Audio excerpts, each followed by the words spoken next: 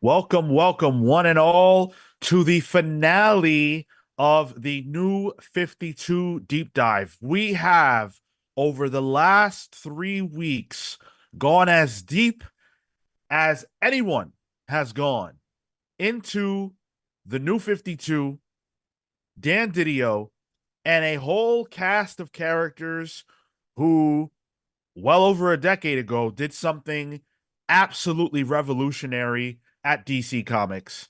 They tried to change the game by breaking the rules of Big Two Comics, throwing out continuity, and trying to rebuild it from the ground up. Sort of.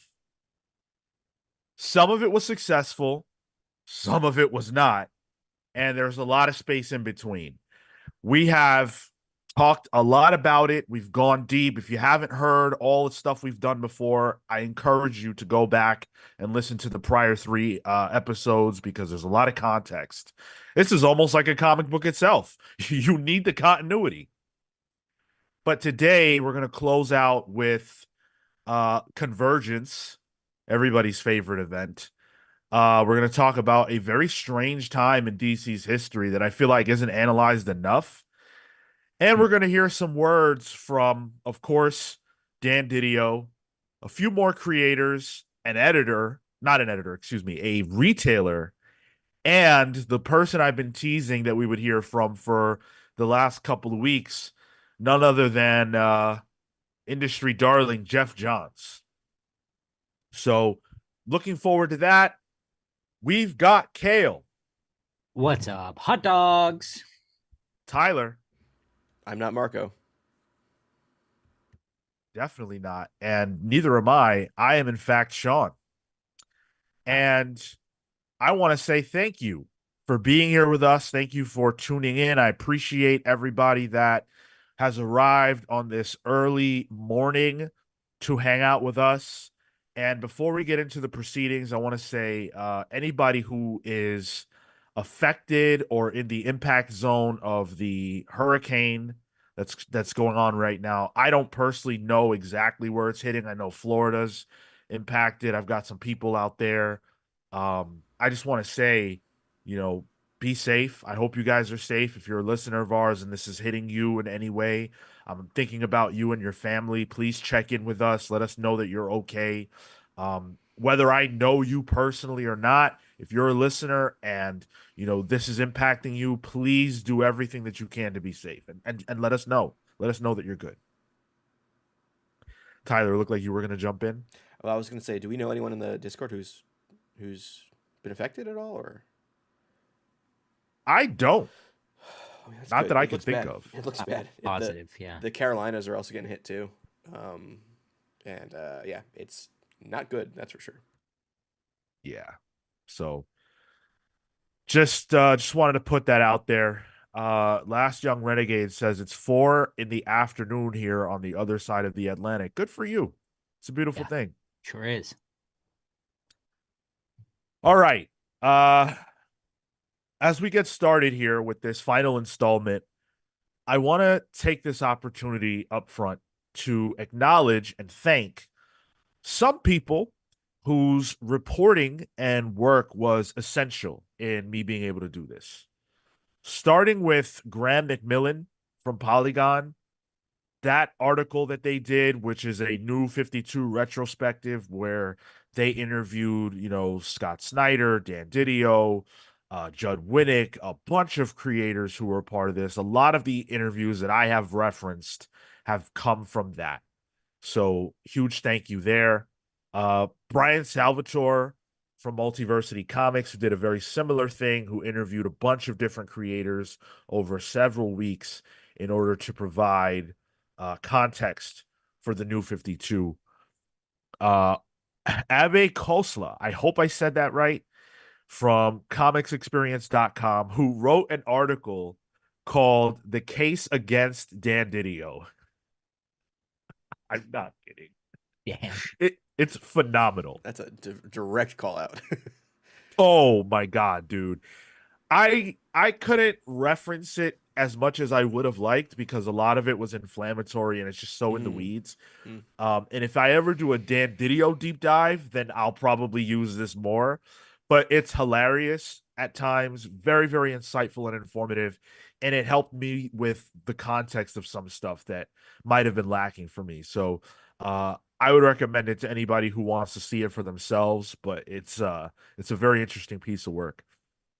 Of course, also, I want to thank Rich Johnston of Bleeding Cool, who was in the trenches as this stuff was unfolding and who I constantly found articles supporting or acknowledging things that other people were talking about, oftentimes ahead of them talking about it, as it tends to be the case with Rich. I'll get you a link, Hound. I'll definitely give you a link here in just a moment to the article. I figured someone would ask, so I made sure to keep it on hand. But I also want to thank all the creators who spoke out about this. Speaking out in comics is dangerous because of how small and tight-knit the industry is, and saying the wrong thing about the wrong person at the wrong time, even if it's just telling your story as it happened to you, can be career-threatening. It takes a lot of courage to say some of the things that creators said in these interviews. And I always think it's worth acknowledging other people's courageousness in situations like this because it honestly, it could affect their livelihood. Yeah, absolutely. Absolutely. All right. So I am getting that link. I'm actually going to put it in our private chat if one of you guys could send Gotcha. that out. Thank Yep. you. As we kick things off. All right.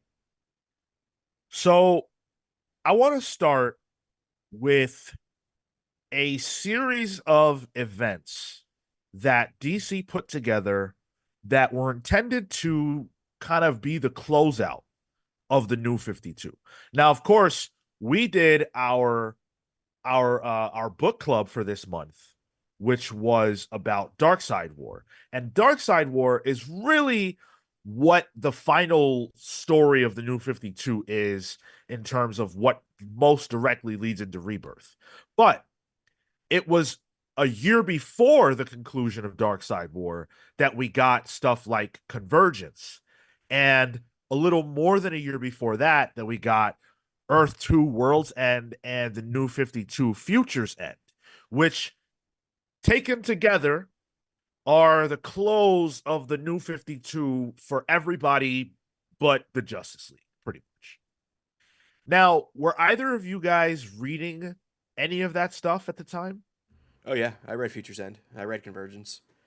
Convergence was such a weird stopgap that came in, and you'll explain why it exists. But it was more like not watching a car wreck because I didn't know it would be a car wreck, but it was just a lot of weird books and reading them with like creative teams I haven't seen before. Like I know Doc Shaner was on a Shazam book, and like that was like, oh, that's interesting, cool. There was like a Batman book, but I think it was like the first Batman when he was like the Batman. He's had the purple glove still, and like he was in a world where it was like a whole bunch of other stuff. It was weird. It was weird. Don't know if I liked it, but it existed. I tell you what, that Shazam book was phenomenal. It was. Yeah. And I definitely went out of my way for that.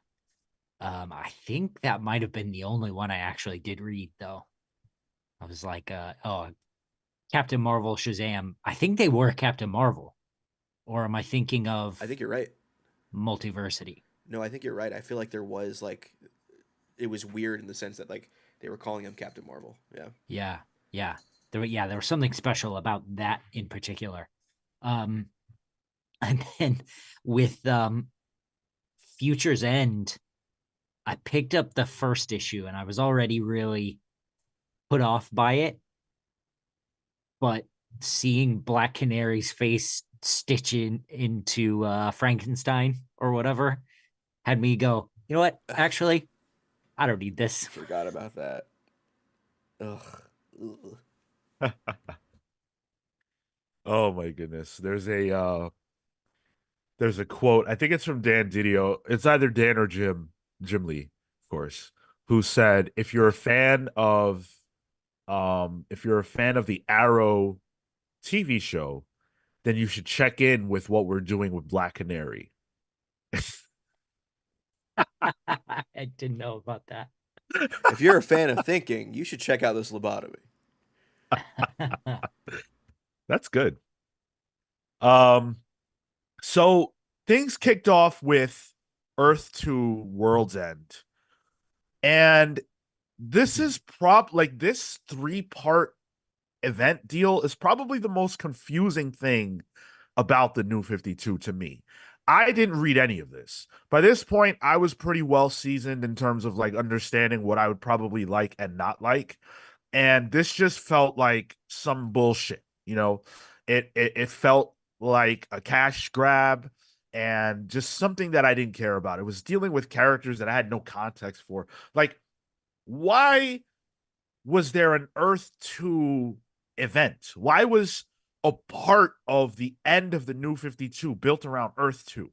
That's the question that I found myself asking a lot as I was putting this episode together. And I needed to understand what the reasoning was. Surely DC knew something that I didn't know, right? So Earth 2, the comic, debuted in May of 2012. So it wasn't a launch title. It was one of the second wave books that came out of the New 52. And it debuted at number 11 in units sold and 8th in dollars at $3.99. So already there was a $3.99 book out there from DC by 2012. Yeah, wow. Which, all right, fine. Those numbers are pretty decent, you know. Debuting at number 11 for an Earth 2 book, okay, that's not so bad. Skipping ahead to the end of 2014, which is while Future's End was being published, and Earth 2, I believe, had just wrapped up. The Earth 2 World's End event wrapped up, I should say. The Earth 2 book proper was on issue 29 and was number 81 in sales. So a book that just had an event wrap about it, that's sort of at the center of all this stuff that's going on, can't sell better than the 81st title. It's pretty bad. Yeah. From what I remember, too, there was a lot of, with Earth 2, it was the JSA, but modernized. Sort of. Sort of. But wasn't it also like, didn't it also have like Batman in it and like a Superman of Earth 2? Yeah. So, so in its, like, baked in is the other guy, you know? It's not the main one. It's not like, it's, I don't know, like, how do you sell a book like that? When it's. I'll tell you how. This is where they introduced the concept of Alan Scott being gay. There's the modern take. So, oh my goodness.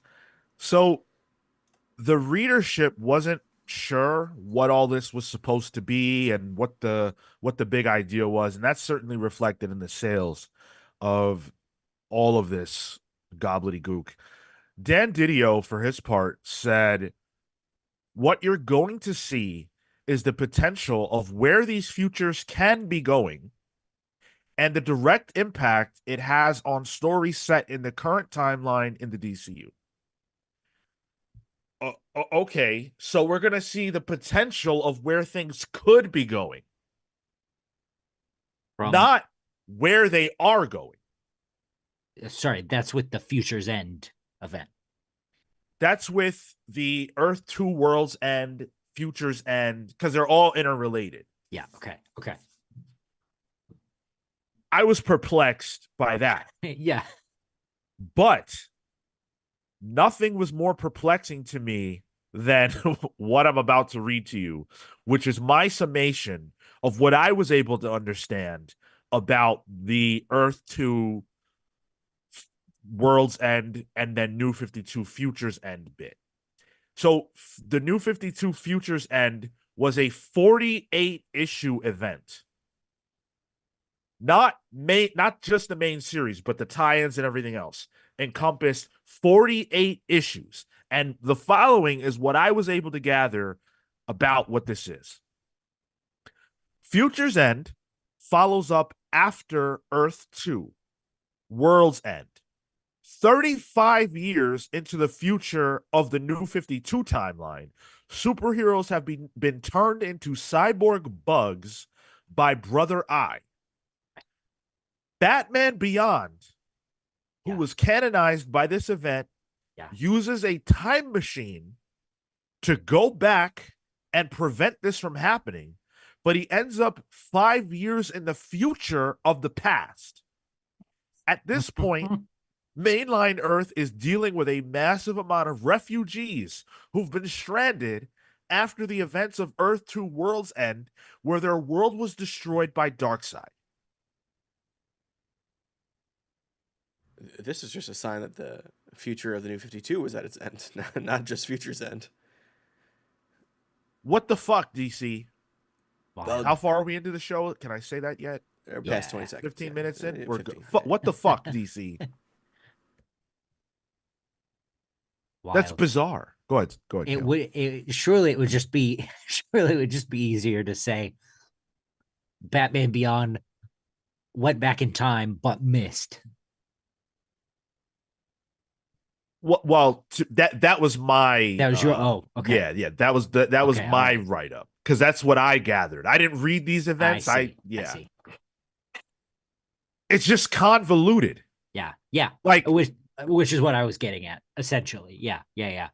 What reason would there be for Batman Beyond to try to go back in time but miss and end up 5 years ahead of where he was trying to go? Other than the fact that you don't want to have him directly interacting with the current timeline, New 52. And when you say 5 years before where he wanted to go, that's so the book pretty much exists 5 years ahead of continuity of where we are. Yes. Exactly. Okay. Yeah. Right. So similar to like Doomsday Clock, where it was like a near future. Yeah. But this is a more solidified timeline. Sure. But a similar concept. Before I go forward, I want to say what's up to Mike Elliott. Hey, Afro SF, Dan Trudeau, good to see you. Atomic Hound, always here. Thank you for being here. Scary Harpy, what's up? Get Shitty, how you doing? Hopefully not shitty. Rami Darwish, always happy to see you in chat. Amin Perez, my man, the almighty himself. Karsten K, what's up? Leatrix, how you doing?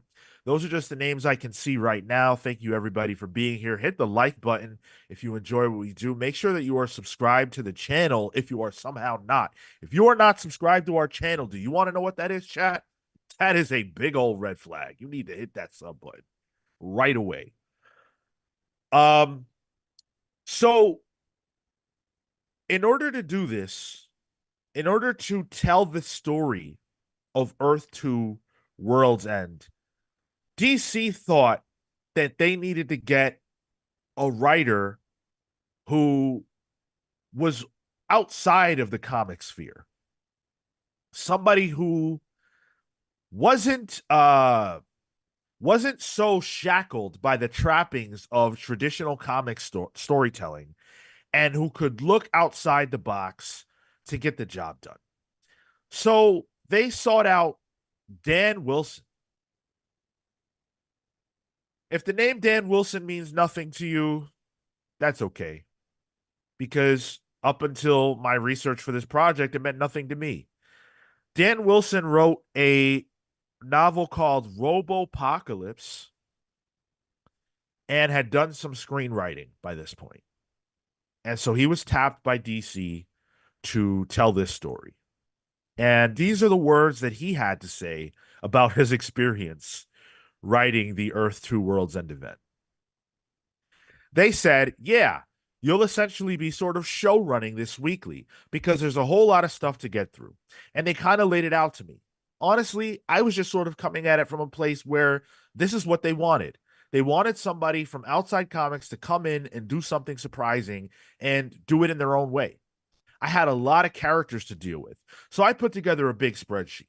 I had basically the whole thing planned out. the major beats of what I wanted to do and how I wanted to spread everything. So I went to New York City. I met with former publisher of DC Comics, Paul Levitz, and I sort of just had this immediate reality check where Paul was like, no, like that's not how you do comics, man. I'm like, well, how else are we going to do it? Because there's so much I need to just lay this out. And he's like, no, no, no. We're going to figure this out issue to issue. I said, I'm not really comfortable doing that, Paul. And I'm the showrunner. So I kind of want to do it this way. Also, I've been working on this for months to figure it out. Paul was like, that's cool. I wish you luck. I'm out. It wasn't emotional or anything. He was just, that's not really what I signed up for. And I totally got it. Later, I was like, you know what? He was right. It wasn't what I expected. I managed to make it work, but definitely Paul was totally right. Everything evolved on the fly as you go, and I had to adapt to that. So that's interesting to me because the part that I didn't tell you guys is that all three of these events and Batman Eternal, which is a fourth event that was also happening at a similar time but had nothing to do with this other stuff, were all weekly comics. So think about what I'm telling you. DC sought out a person who had some experience in writing, but absolutely zero experience in writing comics, meaning that there is no possible way he understood the monthly grind of comics, let alone the weekly one. Yeah. So how could he know how to do this right? But you know who might have made sense to get to do this? Paul Levitz. Hadn't he been writing Earth 2 previous to this too? Yes. Yes. Cool. He's local to New York, right near where DC's offices were at the time. Yes. Good guy. I took a class with him once. All that makes perfect sense. But instead, DC did the DC thing, and they got a random guy. All respect, they got a random guy to do this. Like, Marvel's done it, but not for weekly events. They'll get somebody to do a mini series, then maybe you can get an ongoing. You know, like they put him in the shallow end first. Like a Ta-Nehisi. Well, Ta-Nehisi's got Black Panther when Black Panther movie is coming out, but that's a separate thing. Yeah, still. But even then, like, it also gave him Brian Stelfreeze, by the way. True, yeah. But just throwing like, maybe if Daniel, like, this is no offense to Daniel Wilson, but maybe if he was a showrunner's name that meant something, it's not Joss Whedon on X-Men, you know? Maybe that could bring people to it. I still don't know who his name is. You know? Yeah. I don't know if, he ever, like, went on to bigger work. Certainly he went on to bigger work than Earth 2 World's End. But I don't think in the comic sphere, at the very least. And I feel bad for him. Reading his thoughts through the Polygon article, it was like, damn, dude, you got dealt a bad hand. And comics work is very stressful, even when it's going well, because there are just so many moving parts. It's one of those industries where I think it's probably hard to understand just how hard it is to do it if you don't do it. Like, you kind of just have to be working in it to understand. And he wasn't working in it. You're writing novels. You're sitting in your fucking room, right? Just typing your life away. You send a script back. Your editor says this or that. You get your notes. You work on them. You revise what you did. And that's it. I'm sure novel work has its own difficulties, but certainly nothing like having to deliver scripts that are going to be torn to shreds, that have to be drawn, that are on a deadline as tight as week over week. That's brutal. Yeah. I think comics are exactly as you described, but in the space of an hour. Like, and even TV, I think, has it has a longer timeline. Oh, yeah. You can hammer out an episode, and the episode is even contained within itself, right? Not a comic book. Exactly. And on top of that, it's an event. Like, a weekly event. If you would have said he was one of the writers on Batman Eternal, sure. I think Tynan was working on that. Am I right in that? That sounds right. Yeah. Yeah. Yep. So there were certainly people there who he could have learned the ropes from and worked alongside. That's valid.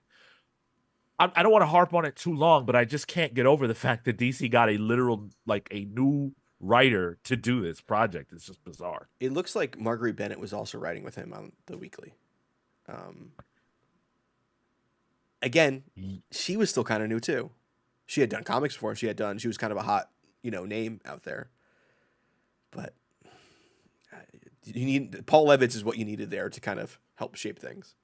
But to that end, Marguerite Bennett and James Tynion, both students of Scott Snyder, were Snyder in all this. So doing books people cared about. Well, and also, why is this guy the showrunner?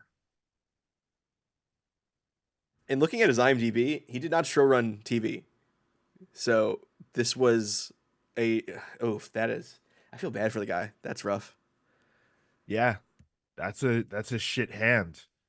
So all of that led into Convergence. Again, I understood not to read Convergence.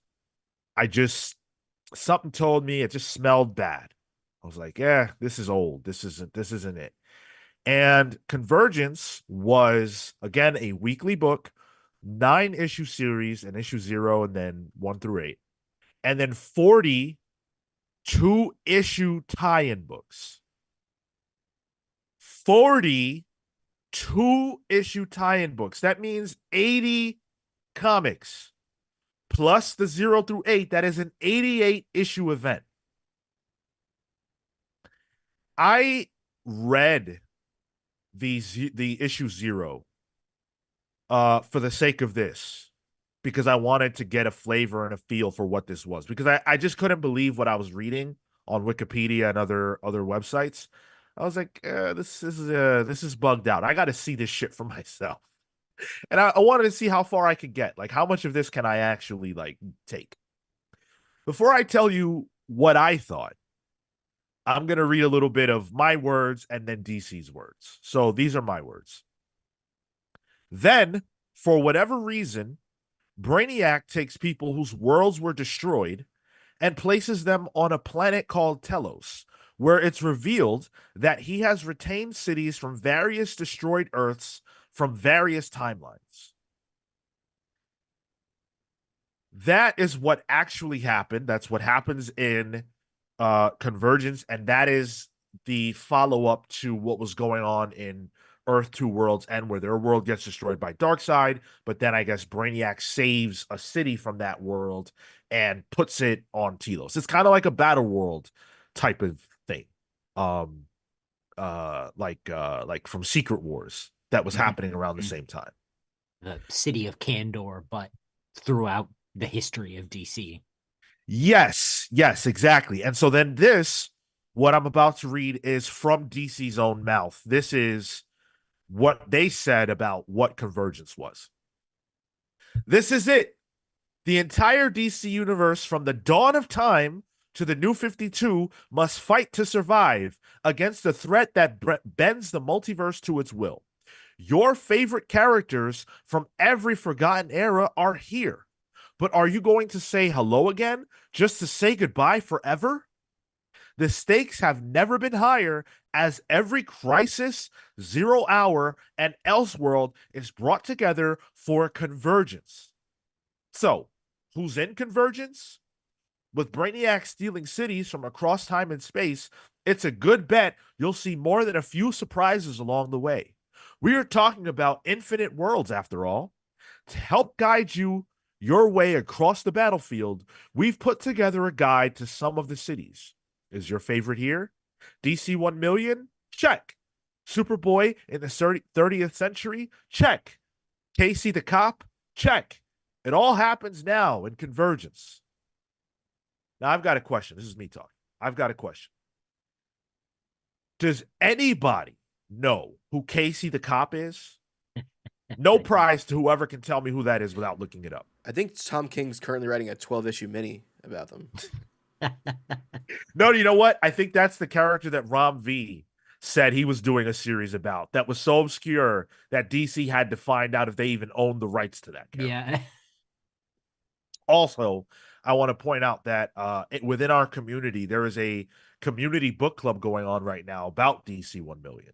So a little plug there for the guys on the Discord server.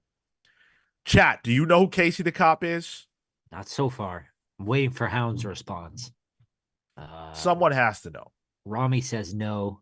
Phantom Flame says, wait, they had Casey in this? She was the DC representative, right?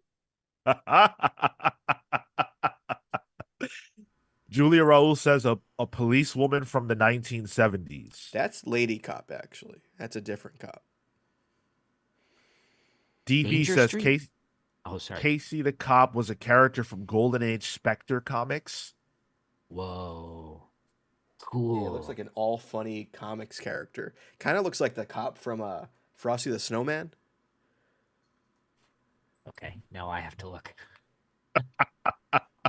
It literally looks like a Bazooka Joe character.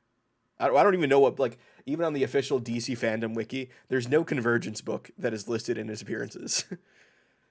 Oh my God. Yeah. This guy is like a fucking Yogi the Bear character. He looks like, he almost looks like the park ranger.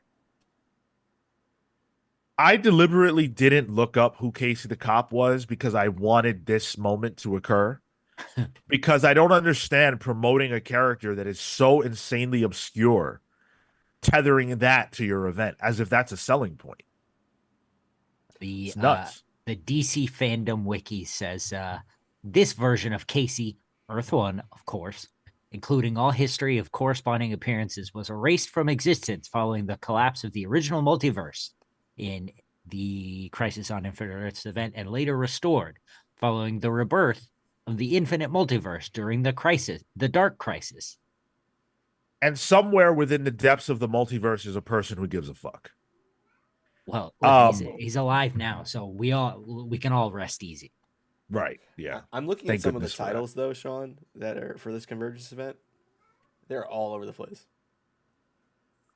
Well, before you get to that, in the back of issue 0, they give you a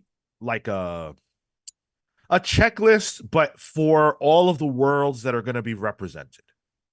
And I was blown away by this. So I thought I would share a little bit of this with you. Pre-crisis 30th century Metropolis. First appearance, Adventure Comics 247 in 1958. Wow, okay. 31st century Metropolis. Bizarro World. Bottle City of Candor. 853rd century Metropolis. Atlanta, Georgia. Of course.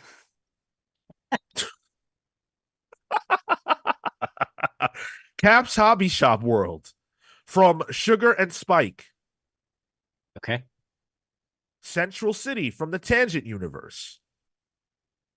Durvale from Strange Adventures. Oh yeah, Durvale. Are you familiar? No, I was trying to be cool. Oh. I think it's cooler not to know. El Inferno. Electropolis. Earth A, Earth C minus. Fawcett City, Earth S. Follywood, California. I'm sorry, California. As in fur. Oh, I think I know what that's about, actually. Oh, that'll be Captain Carrot. I think it's Captain Carrot, yeah. Wow. Maybe that should have been a game. You just start listing all these places and we have to figure out what character they belong to. Journey into Quistery is back with a new host. This is the part that got me. This is where I was gagged. Pre-Crisis Earth 1 Gotham City. Pre-Flashpoint Gotham City. Gotham City Gaslight Universe. Gotham City Injustice universe, Flashpoint Gotham City Batman Beyond universe, Gotham City Just Imagine universe, Gotham City Post Flashpoint universe. The picture they use for that one is the New 52 Batman. Yeah, of course. Gotham City Red Rain universe. The Just Imagine universe they threw in there. Yeah. That's the Stan Lee one. Sure is. Where he's a Batman. Yeah. Crazy. Why?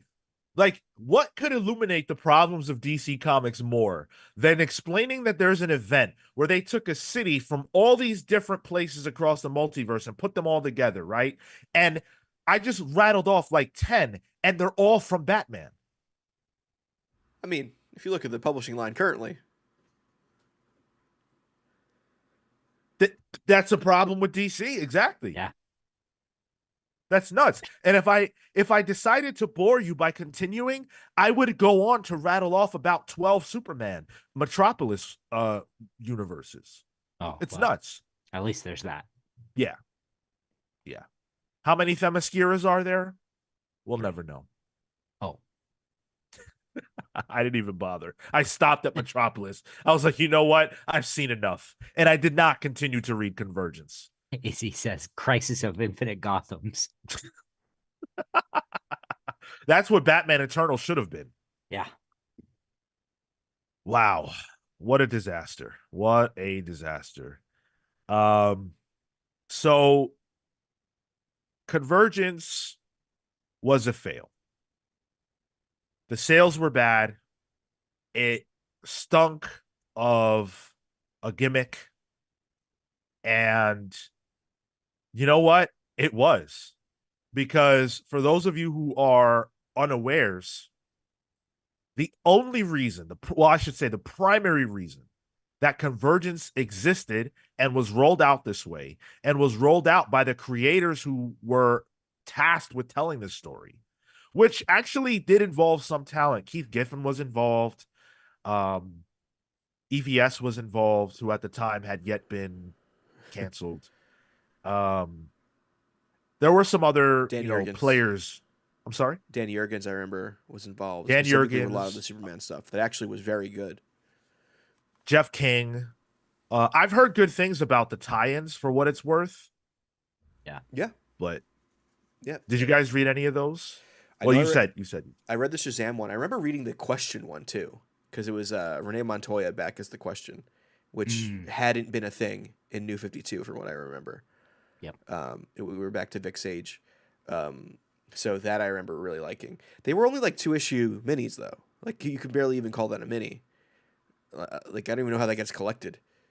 I think I remember that one, and there was. I think I checked out Infinity Inc. for some reason. I don't know why. I think because isn't Jade in that? But yeah. There's some weird ones in there, and I didn't hate them. I definitely didn't hate them. I wish that I could go through, because I have a lot of my comics in storage at the moment, and I wish I could go through my boxes, my long boxes, to see if I have one single copy of any comic between Earth 2, World's End, Future's End, and Convergence. I don't think I do. But looking back on it now, Sean, do any of the minis interest you? Nope. Okay. It's hard for me to say yes, because the context of the event overshadows the minis. Like, without being in the present moment to say, oh, I'll try that one or that one. Yeah. I'm looking at the whole and I'm just like, why would I bother with this? Myers 1963 says, Convergence sounds like hot garbage. I enjoy. I will order it now.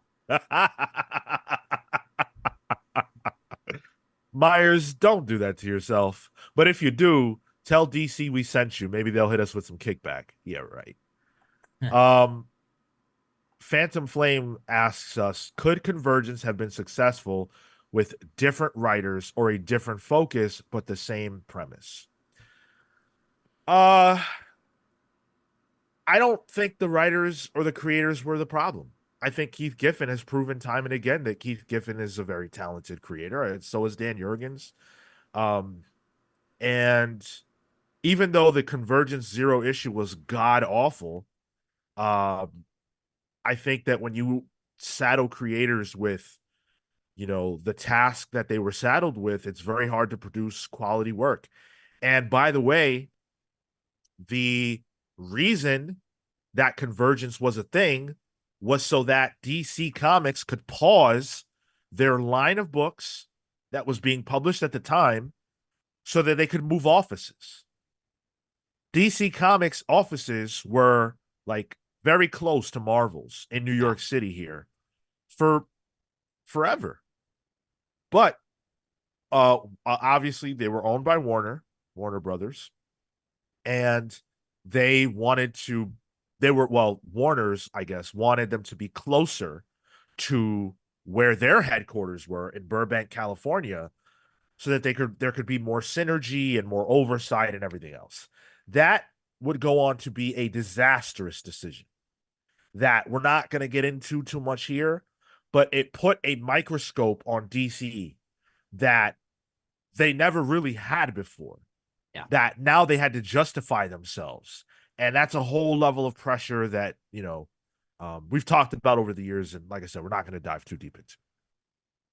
Atomic, go ahead. Oh, please. That's what I was going to do. Do it.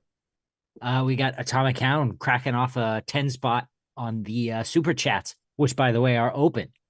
Hound says, this is about the time I started wondering how DiDio was going to survive professionally. It was dreary, dank, and just not very interesting. This followed Doomed in Superman, which was also bad. Right. Yes. And Superman, we talked about in the first episode, like what characters won most in the New 52, and we all agreed on Harley, and I think we all agreed on Aquaman being the biggest winners of the New 52. But the biggest loser of the New 52, outside of characters who just didn't exist at all, had to be Superman, right? Like, you talk about getting done dirty. Yeah. Convoluted at minimum. Yeah. Even within the first year. Yeah. They chased off George Perez. Yeah. Chased him off, and then, like, Grant was so bored they just decided to quit writing Superman. Like, they wouldn't give them information. There was nothing for Grant to be done. So the most interesting thing they thought they could do was pair him up with Wonder Woman and have him start the George Report in his apartment, I guess. Rough. This was the Superman stuff was the stuff that I was the most excited about going into the New 52, because I had, prior to that, literally only read the Geoff Johns, Gary Frank Superman stuff, and only a handful of those issues. And so I was like, yes, this is my chance to try to get. Oh, and I had read Grounded, which was terrible, and I dropped JMS, that. Yeah. But I was like, okay, this is my chance to jump in with Superman, and I really desperately want to love this character, and they gave me nothing. They gave me nothing. They gave me jack shit. And it was so much nothing. They had to bring back the old version of the character. Yep, exactly. And so it was on February 6th of 2015 that DC would announce that the New 52 was ending. Now, they didn't say that. They didn't put that out there specifically in that verbiage. But they announced that there would be a new direction for DC. This is just shy, because this is February 6th, and the New 52 began with Justice League #1 in August of 2011. So this is just shy of 5 years. They announced through DC.com, they did a press release. DC Entertainment announces new books, new creators, broader focus for the DC universe. Iconic superheroes and supervillains universe is diversifying to make room for more types of storytelling and more fans. June's slate of titles includes long-awaited return to DCU of Brian Hitch, Garth Ennis, Gene Luen Yang, and Min Doyle, joint team of top talent. This summer, DC Entertainment launches a bold new direction for the DC Universe. DCU. Not DCYou, but DC, the letter U. That is even more inclusive and accessible to a wider group of readers as the publisher continues to evolve comic storytelling for its next generation of fans. Award-winning, critically acclaimed writers are headlining the June 2015 slate of DC Comics, and it's all the people I just said. Beginning June 3rd, the DC Comics line of comics will consist of 24 brand new series that will begin at issue 1, as well as 25 ongoing best-selling fan favorite series that will continue without a break in the issue numbering. The total number of periodicals in the DCU will be 49, with additional new titles debuting throughout the year. This heralds a new era for the DC Universe, which will allow us to publish something for everyone, be more expansive and modern in our approach, and tell stories that better reflect the society around us, said DC Entertainment co-publisher Dan DiDio. Whether you've been a fan of DC your whole life or whether you are new to comics, there will be a book for you beginning in June. Does that sound, well, to me, it sounds different on some level than the way that they talked about the New 52. Does it sound different to you?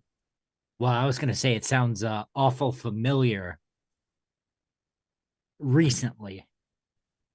But I guess, we've heard this, roughly this same speech a couple of times, even in the history of the time we've been doing the shows. So, oh yeah.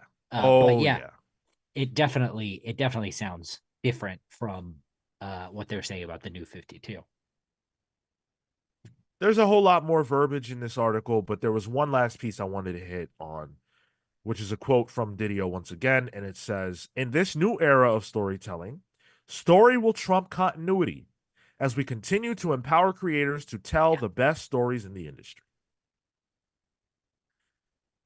Now, this was the lead-in to DCYou. I guess they didn't have that language for it at the time. They hadn't thought of that yet because they didn't promote it as such in this particular press release. But the language of that, story trumps continuity. Isn't that the same exact idea of the New 52? They cut away all the continuity to be able to tell new and fresh stories. I think it's different. Because I think New 52 was, hey, we're restarting continuity, but it still was an emphasis on continuity, except it being restarted. It was a jumping on point because our continuity was so confusing, because there's so much of it. Here's a jumping on point that is clear. Yes, they redid all the continuity, but I think it was still a focus on it as being fresh and approachable. I look at some of the DCU books, I think of Prez, I'm like, Prez doesn't even exist in the DC universe, really. You know what I mean? That was more of a storybook rather than it existing at a certain point or place. Like Batmite came out then too. I think that was another one that was like, all right, continuity loose. So I can see the distinction, but I can see it after the fact. I'm not sure I could have saw it then.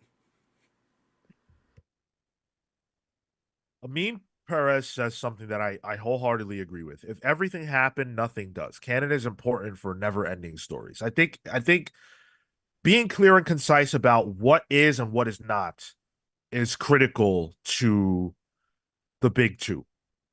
And it's something that DC has struggled with for the longest time. And we've talked about that a lot here. DCU was an attempt to bring on new readers and people who felt alienated by the tone and tenor and lack of clarity of the New 52. Convergence essentially throws continuity out the window and says, you know what? It's all real. Everybody's here. But there's something that happened around this time that makes all of this make a lot more sense. There were 3 books that came out within the prior 2 years that represent some of the only successes that DC had launching new titles post the initial New 52 launch. And if you were reading at the time, you probably know what books I'm talking about. Because DCYou was built aesthetically and conceptually around Harley Quinn by Jimmy Palmiotti, Amanda Conner, and Chad Hardin, Gotham Academy by Branden Fletcher, Becky Cloonan, and Carl Kerschel, and Batgirl by Branden Fletcher, Cameron Stewart, and Babs Tarr. That was a massive success. Batgirl by Burnside. Like, we all know that story. Yep. And DC saw the success of those books and said, oh, wait, if we make books that target younger audiences, that target women, young girls, there could be success. Oh, shit. Let's pivot. Who would have thunk it? And I remember the books like that were good.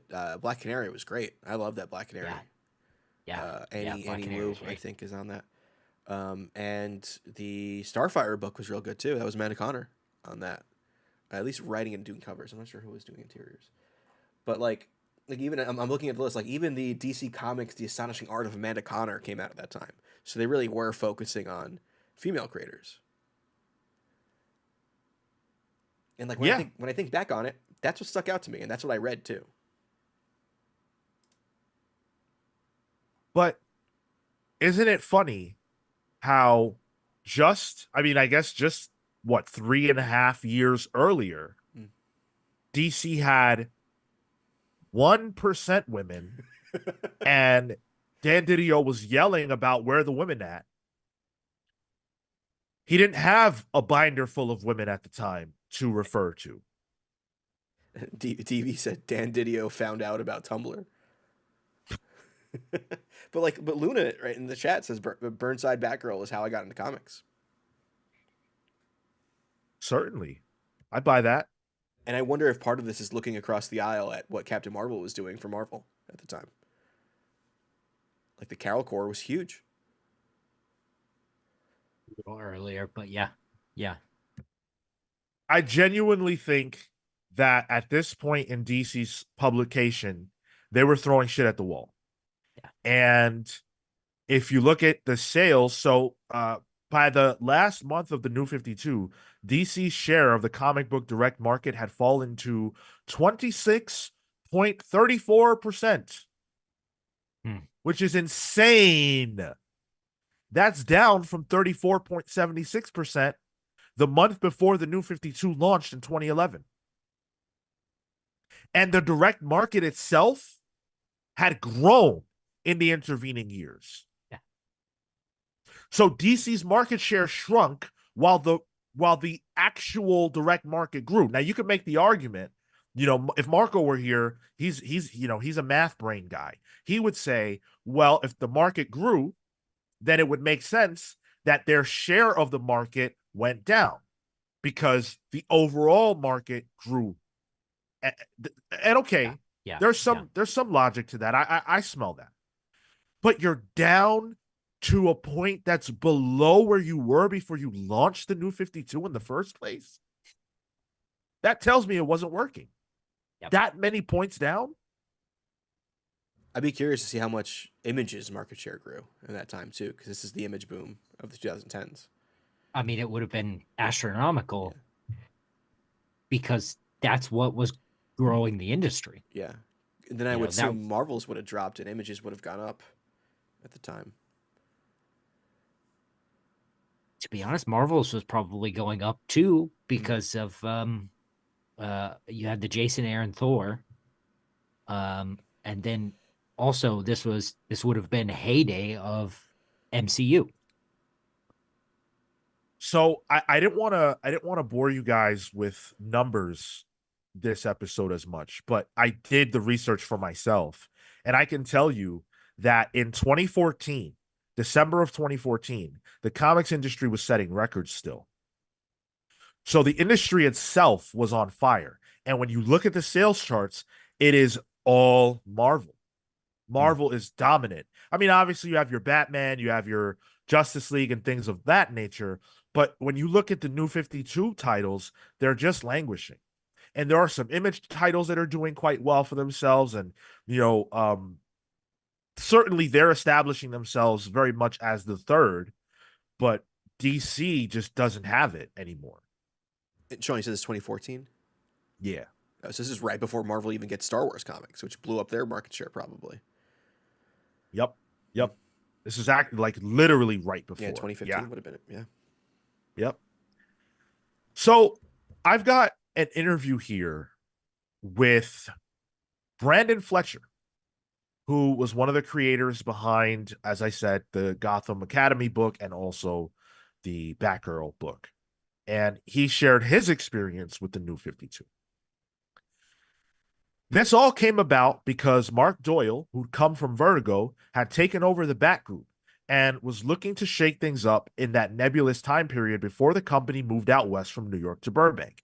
It seemed like there was little consequence to any potential failure of these new/updated titles, as DC intended to do a big relaunch once they were settled. We had a lot of questions from Mark and then Batgirl editor Katie Kubert about the status quo of Batgirl before we cracked our pitch. Chief among them was the canon age of the character in this New 52 continuity. When they told us she was meant to be close to 21, it informed just about every decision we made afterward. We wanted the book to appeal to new readers and particularly to young women. Aside from the tone of the series having a little slice of life peppered into ground them and give them broad appeal, we wanted this Batgirl to be recognizable in style and execution to the versions of the character that potential fans would have seen on screen in Batman 66 and Batman the Animated Series. That meant injecting some fun onto the page, as well as dealing with Barbara's trauma as honestly as we could. I think we felt really validated. Not just my teams, but so many of our friends who worked in comics and illustration. So many people who'd been trying to make books like this for DC and Marvel for years. We'd been pushing the notion, along with executives in other departments of DC. I would come to find out later that there were wider audiences out there for these characters, if only the company would create books for them. It took an editor coming in from Vertigo into the superhero editorial offices to make that long-awaited reality. We all have Mark Doyle to thank for his vision of what a DC superhero book can be and the strength to push those titles through the system and eventually turn up on the shelf. For all we know, creators had been pitching Gotham Academy for decades, but just not finding any internal support for the idea. Now, to me, that validates the idea that DC just didn't care that much about whatever they were publishing at the time, because they already knew that they were going to sort of put the New 52 in a box and pivot from it on some level. They could see the tea leaves, they saw the sales. It just wasn't going very well. And so in that space, Mark Doyle was able to do what worked at Vertigo, which was to do something different, to tell different kinds of stories that appeal to different kinds of people. And everybody always talks about how much they love Vertigo, so he just applied the logic from there to here. And we saw that, there was definitely some success in that. Quite literally, too, with Constantine came back, right? Didn't Hellblazer come back during DCU as well? That's Ming Doyle right. and Riley Rosmo.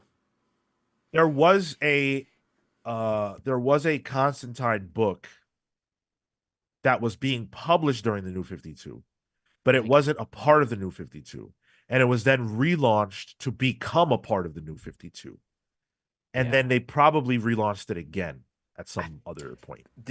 This was the reintroduction of the Hellblazer into the title. That's what it was. Yeah.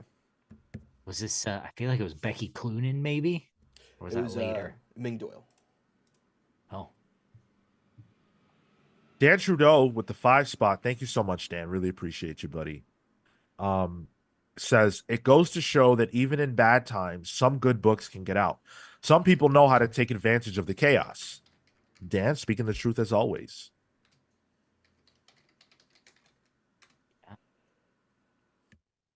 Yeah, so I appreciate what Brandon says, and I think that if um if DC had more people around at the early days of the New 52 who had Mark's presence of mind and foresight and willingness to try stuff that didn't appeal to the same exact reader that DC had been trying to appeal to for 40 years, that maybe they would have had more success early on, more longevity, I guess.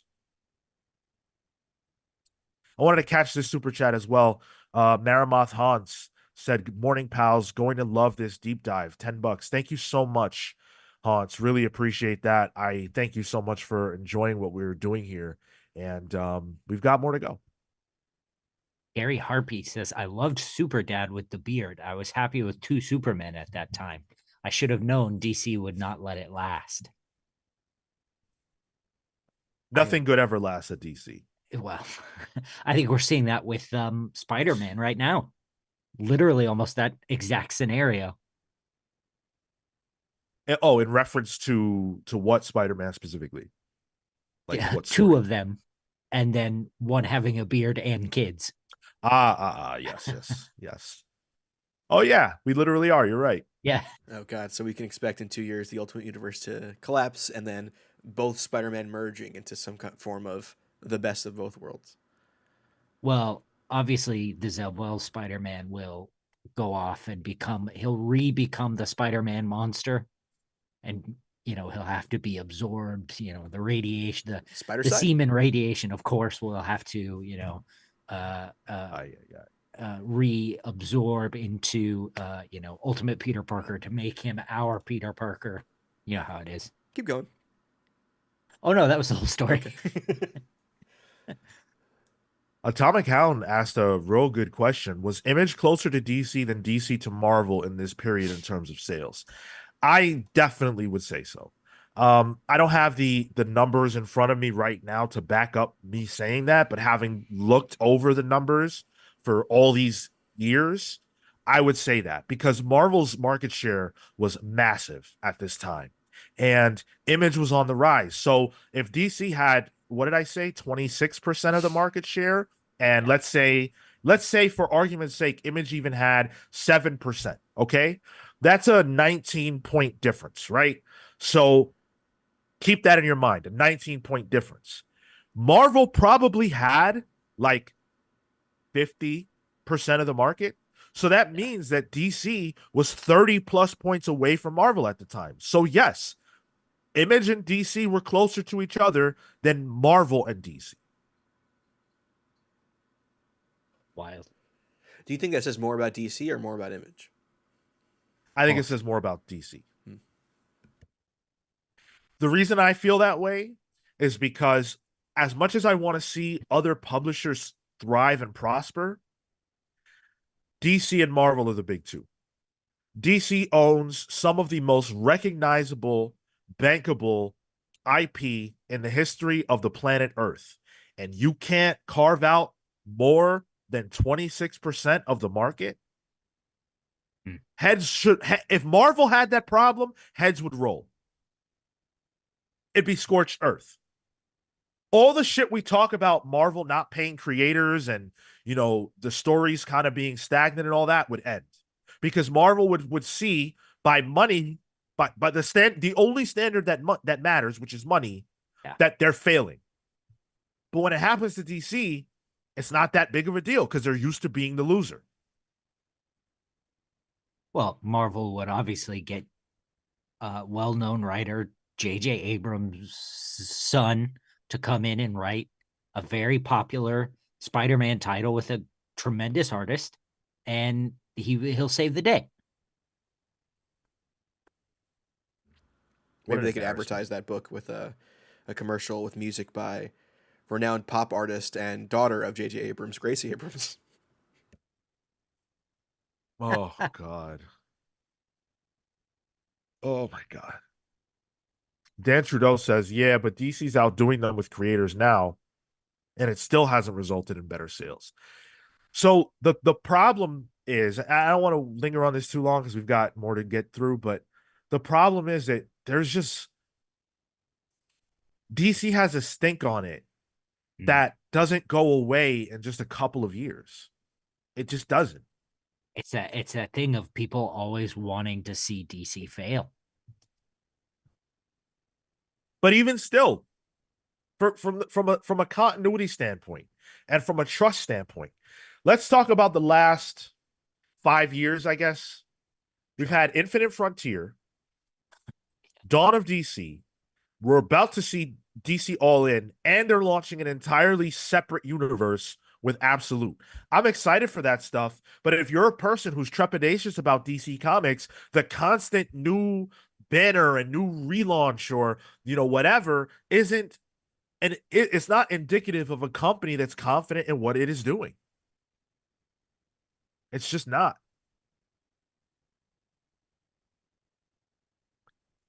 All right. So I want to hear from somebody who would know better than I would how DC was being perceived at the time and what the sales were like on the ground floor.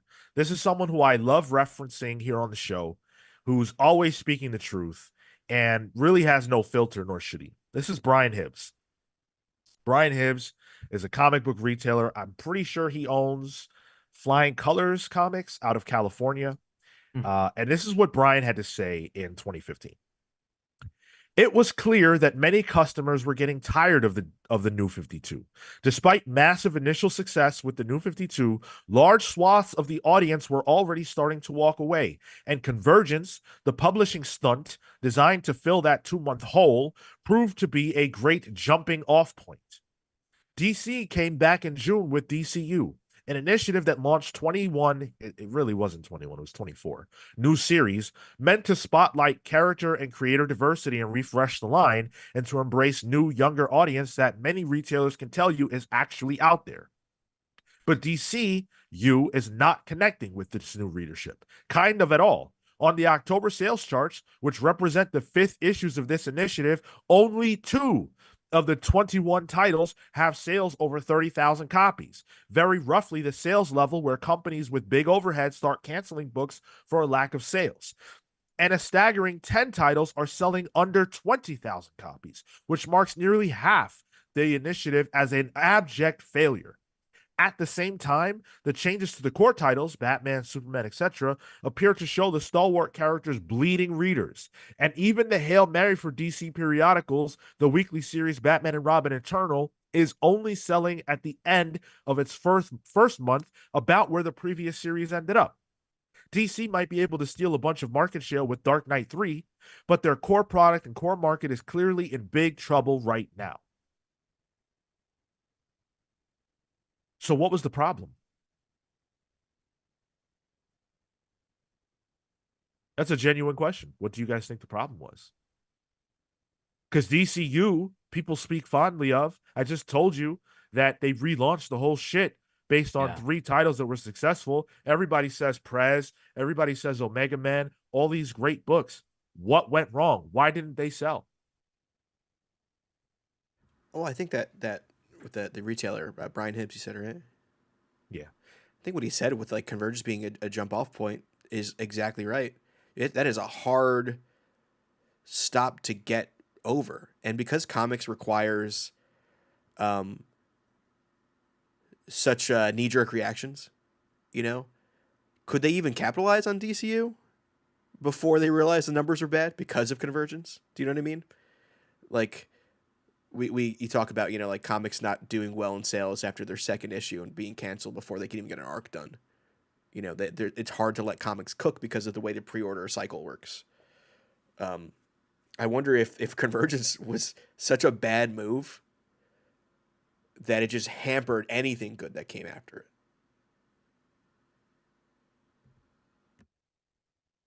it. So I do want to say that there were no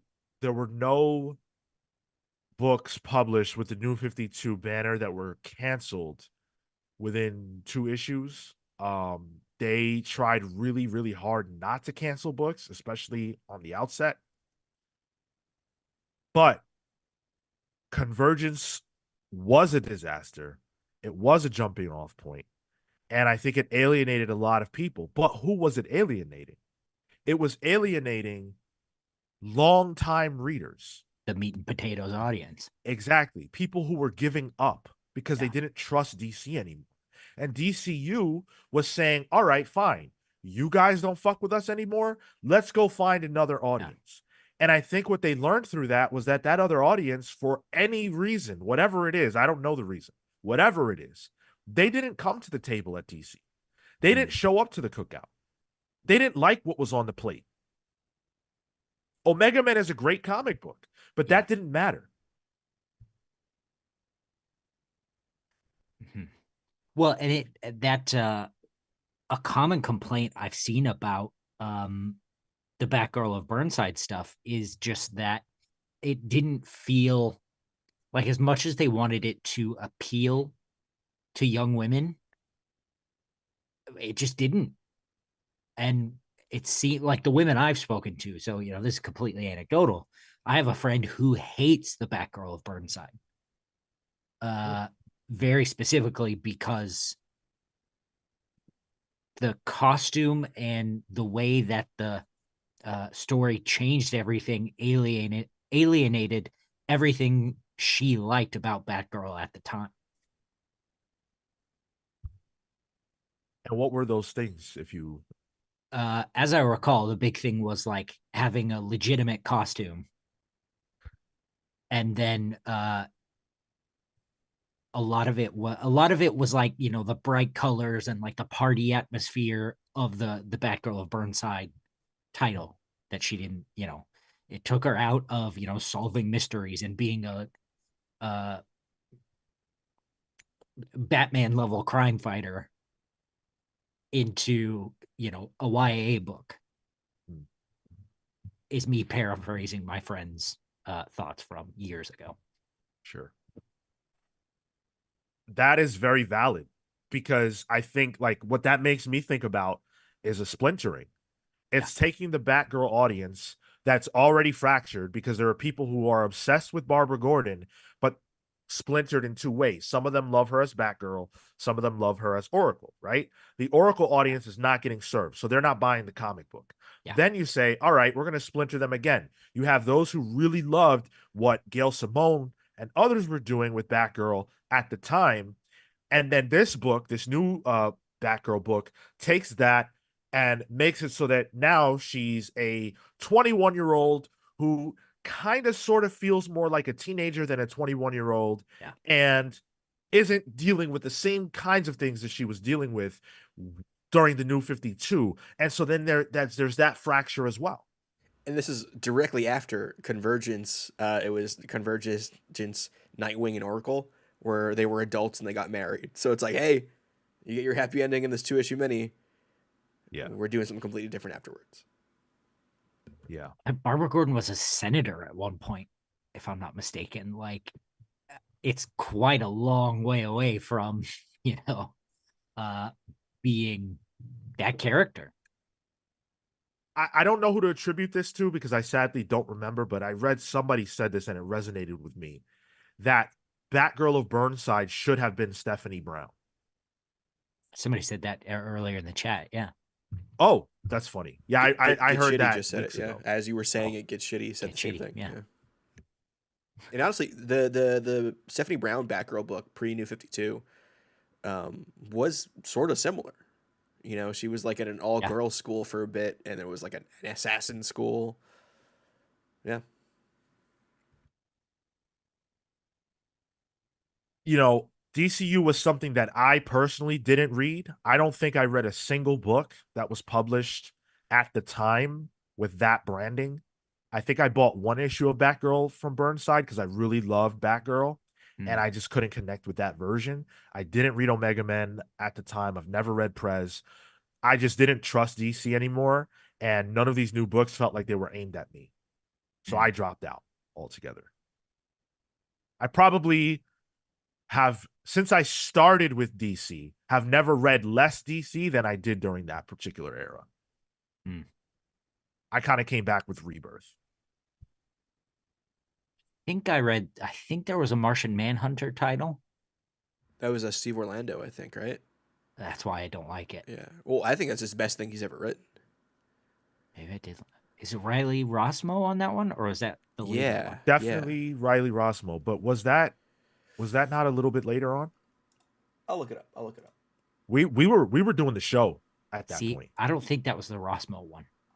Oh, was there another one? Yeah, I think Yeah. this might have been Oh, a okay. follow-up of the Rossmo one. Hold on. I had it up No, here. I don't think so. This was Okay. Yeah, there was a DCU Martian Manhunter written by Rob Williams with art by Eddie Barrows. Okay. Oh, okay. Yeah. It was fine. I like Rob Williams as a writer, yeah. Yeah. Eric Simons, what's up, Eric? Haven't seen your name before. Says Batgirl's kind of similar to when they turned Goku back into a kid. Yeah, dude. It felt like they infantilized her. Yeah. And I didn't like that. Yeah. Get Shitty says Babs is an adult, has been since she was a kid. That's why Burnside didn't hit for Babs fans. Totally. And it's funny because I wasn't a Babs fan at that point. Batgirl was kind of a blank spot for me. And that was my jumping on point for Batgirl, and I loved that book. See, I liked it because it was something new. It was something fresh. And I read a lot of Batgirl, but the Batgirl tone for me was the same as Nightwing, and it was the same as Robin, and it was the same as Batman, it was the same as Detective Comics, it was the same as blah blah blah blah blah. And Burnside gave it something new and interesting. So it worked for me. And to be fair, for what it's worth, at some point the book was doing pretty decently. Mm-hmm. And it represents, I mean, when you see a Batgirl costume nowadays, I feel like so often, maybe not today, but in those years, it was the Burnside costume. Those Doc Martens are, tough Iconic. to they genuinely are. I mean, it helps that, also Babstar was drawing that book too, and that Babstar is well, and not for nothing, Cameron Stewart's version of the costume too was, Yeah. Cameron Stewart draws like fashion really well too. Yeah. So what is the reason? What's the real reason why the New 52 didn't work? Some creators have spoken about this, and I wanted to read a few takes that I think create an interesting conversation piece for us. So first up is from Judd Winnick. Some of these characters are 70, 80 years old. All of them need major reboots every few years. It's funny. Comics, which gave birth to these characters, are allowed to reinvent themselves when they change mediums, like a TV show or a motion picture. Everyone is a lot more forgiving about the changes that have to be made when it's in another medium, but you try to change it up in a comic book and people get crazy. I never thought any reboot wiped out my stories. My stories are still there. They are not going anywhere. They're collected. You can buy them in ebooks. They're right there forever. The fact that it might not be part of canon anymore doesn't bother me. Folks sometimes should take a step back and really look at what this is as a medium and realize that it has to evolve. And that's the fun part in a lot of ways. Before you guys respond to that, I want to read from Branden Fletcher, who echoes a similar sentiment. To me, this was a chance to push their universe of characters forward in the way Julius Schwartz and company had done in the 50s, when the Flash evolved from helmeted Jay Garrick to super science hero Barry Allen. That evolution continued in an organic way over the decades in each title. Wally West is the Flash, Dick Grayson as Batman.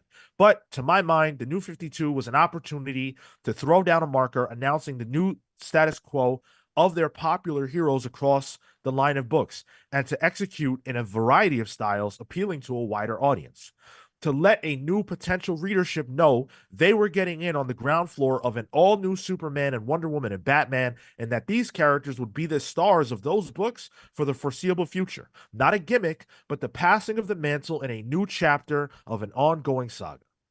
I'm happy to see all of this happening in the current line of DC Comics. That last line was said in 2021. And so that is not what ended up happening. But in any event, the idea of what they're saying, the spirit of what they're saying, and this is what I want you guys to react to, is the notion that the New 52 could have been, should have been, an opportunity for new characters to become the figureheads of DC, for the old guard to kind of fade into the background the way Jay Garrick and Alan Scott did. And, you know, their stories still get published. Like, I've read stories with both characters in them before, but they're certainly not the main character representing that particular mantle. Mm-hmm. Allowing new generations of people to say, oh, shoot, that's the version of that character that is for me, not the one with all that baggage who my grandpa read, right? Do you guys agree with that?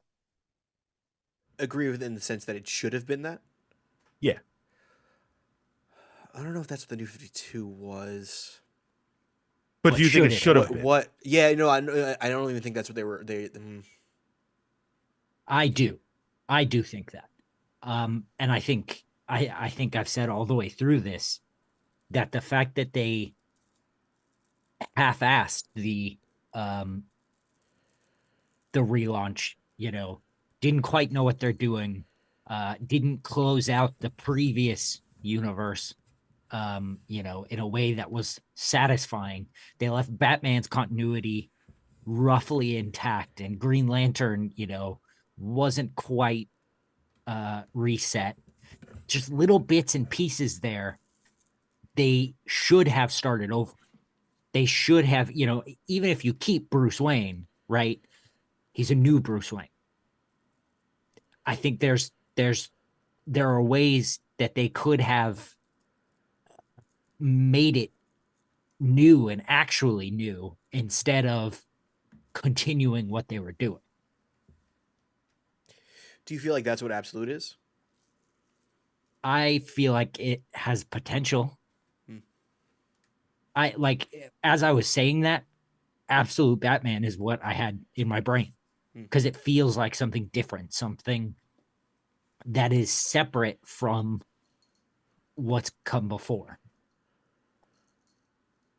I think it's a very complex problem. Yeah, certainly. Because I know I'll probably get heat for this, but I don't think you can do with, you know, the new characters like Hal Jordan. Obviously not a new character, but you can't make Hal Jordan the OG old Green Lantern while, say, Simon Baz becomes the new Green Lantern that everybody follows and cares about. I think the world is different than it was in the 50s. And I also think that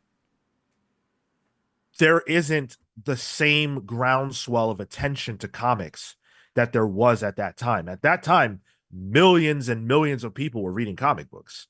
And you had a near guarantee that with each generation, there would be a new crop of kids who would pick up the books and become familiar with these characters. So for the new generation, you could say, all right, kids, this guy, Barry Allen, is your Flash. That other guy, he's old. And they accepted that because they knew no better. And there were so many kids who were getting it on the ground floor that it was okay. But now the modern comics reader is not a kid. It's not a 10-year-old. It is a 18 to 34-year-old, or even more realistically, it's a 30 to 50-something-year-old. And they want who they want. They want who they've been seeing their whole life. By the time you're 21, you are very clear on who Batman is, who Superman is, who Wonder Woman, etc. is.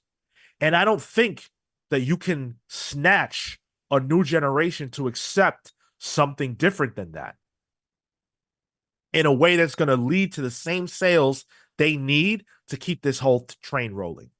And it's also tricky to do that full a full reboot or a full reimagining of the character, and it being the mainline one when those characters exist as IP outside of the comics.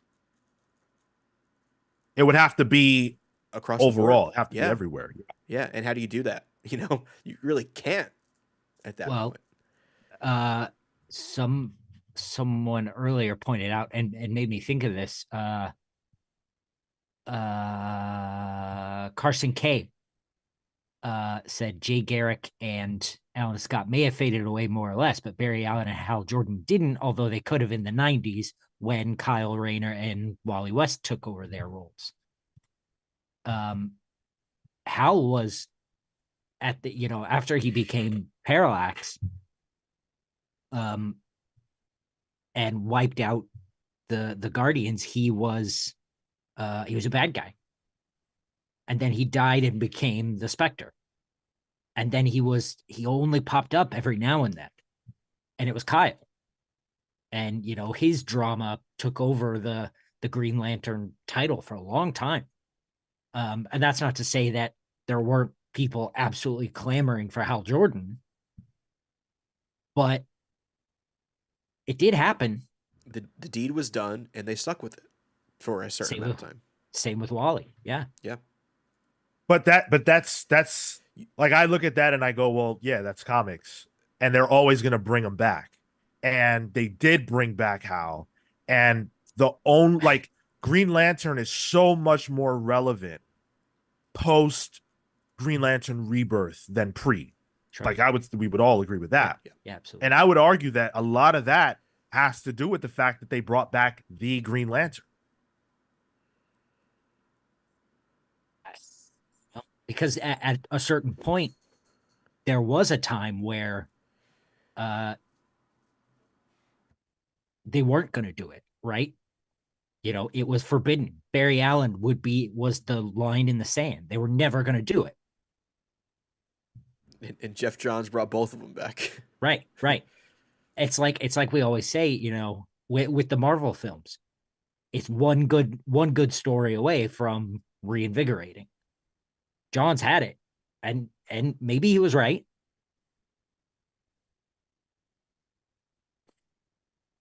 Yeah, I think when you look at the landscape of comics right now and you look at who the readers are, most of us aren't looking for our characters to be replaced. Look at the insane uproar when Marvel had the balls to replace Wolverine, Thor, and Captain America, Steve Rogers, in the 2010s. People hated that shit. Yeah. And there was a lot of anger about it. Were they good stories? Yes. Were they top selling stories? Not necessarily. And this is an industry that needs to make money. And I think that the industry is aware, based on what our purchasing habits are, what characters they can make money with and which ones they can't. Now, you could convince me to buy a book about anybody if the story is right, if the idea is good. But even me, man, I'm pretty open, and I'll try something out. But you can't take Peter Parker off the board for too long before I get that itch. I'm not with it.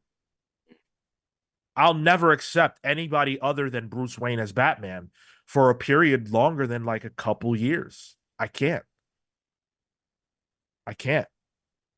And I know that there are a lot of people who don't feel that way, but I think there are more that do. And until the comics industry doesn't have that problem, I don't know that they can make that choice. Tyler Steele says Miles is growing so much more popular than Peter. That's not true. There's no evidence for that whatsoever. He's growing popular, but more than Peter is hard to say. And I think if you even gave it 50 years, that wouldn't happen. The only way that there would be a possibility of that happening is if Peter was erased, like if he just didn't exist anymore, if there was only Miles. But you'll notice that a Miles comic doesn't sell anywhere close to as well as a Peter one does. And look at all the Miles media, even outside of comics, Peter's still a character. Yeah. Exactly. Peter's not going away. In the movie that is most about Miles, the Spider-Verse stuff, the arguably the most popular character to come out of it is Peter Parker. Peter B. Parker. People love them some Peter. He's the guy. Yeah. I think Izzy said it really well earlier. Basically that it's a matter of having their cake and eating it too. They want to be 100-year soap opera, but at the same time, they also have to continue to try to entice new readers and create new entryways constantly. Yeah. And that's the problem. It's a tightrope. It's tighter than that. I don't envy the big two at all. I know it's unpopular to sympathize with companies. Fuck all that. I don't envy them at all. They have an extremely difficult situation that they're in, and I don't think it's ever really going to change. I mean, think about what Judd, Winnick, and Branden Fletcher said. They would love to be able to write new characters, not a new version of Bruce Wayne, a new character wearing Batman's costume. And whether it's right or wrong, whether you agree with it or you don't, DC cannot and will not allow that to happen. It smells more like 5G than anything. Please don't go down that road yet. Okay. We will get to that. We will definitely get to that. Michael Nadeau says, do you think fans hold back the medium? They don't want change. Yeah, of course. Ultimately, it is the fans. Ultimately, it's us. That's who's buying it. That's what matters. It's the money. And they're not gonna risk something different so that, they can't pay the rent 1 month. Yeah. And I don't think it's fair for people to expect that they would do that. If it's very easy to sit on the sideline and dictate what a company should and shouldn't do, which we talk about parasocial relationships when we talk about creators, but we don't talk about it when it comes to the companies. Yeah. You don't have the understanding or the knowledge of the risks involved in doing what you think they should do. Yeah. Of course you can say, yeah, put your money on the table and get rid of Bruce and give us a new Batman. But your family doesn't get fed off of the amount of copies of Batman comics that sell. Or the family of your employees and your subsidiaries and your merchandising rights and your toy rights. Right. I just saw the new Saturday Night movie last night, and it has Dick Ebersol is in it, and he's the money guy that has to deal with all these creatives wanting to spend all this money for their vision. And he has to kind of be like, well, we don't have money for that. So there's always that one guy in a company that has to make those calls, and they're tough. Exactly. And it's easy to sit around and criticize the person who has to make those decisions. But if it's not you, then you probably don't get it. And that's not to attack anybody in the comments, or rather in the chat, that feels differently than me. But I mean, at some point you have to be ready to look at things objectively. Some things are bigger than your opinion.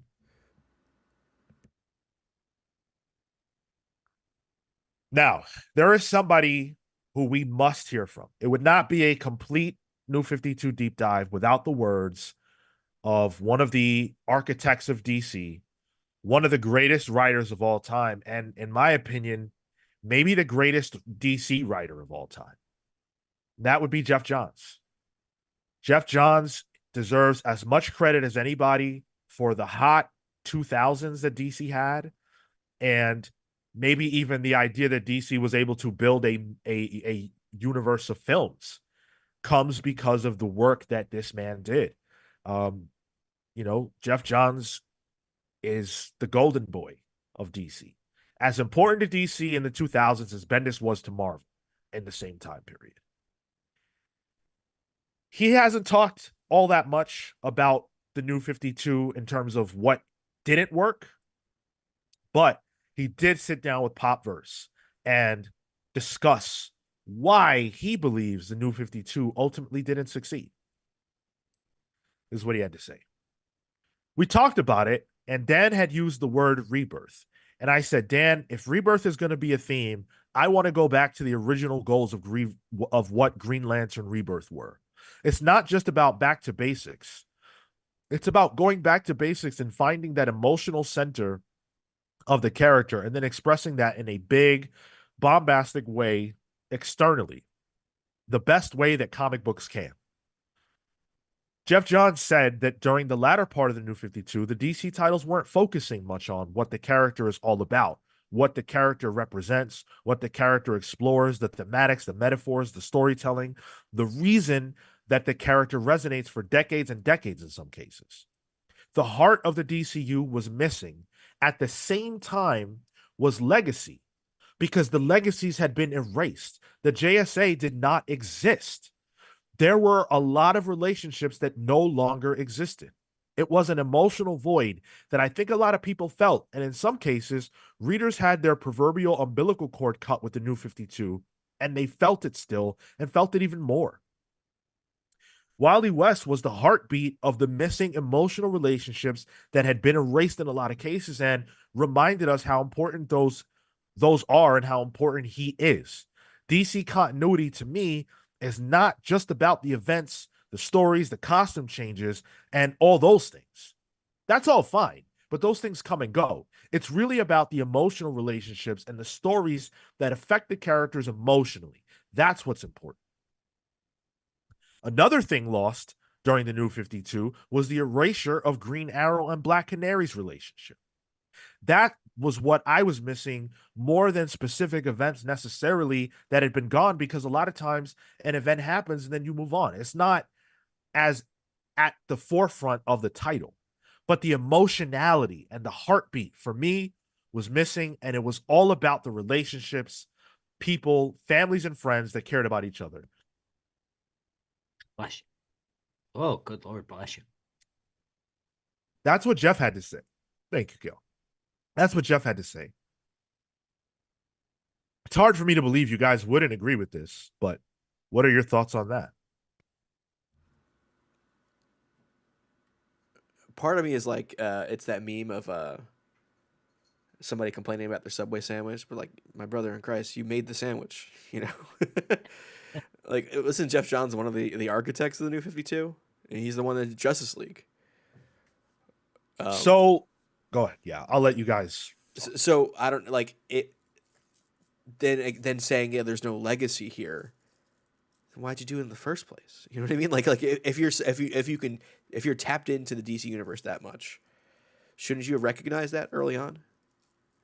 Why describe Wally West as the heartbeat of the DC universe or Justice League, whatever he said? And DC, yeah. Him and DiDio were the ones that brought Barry back.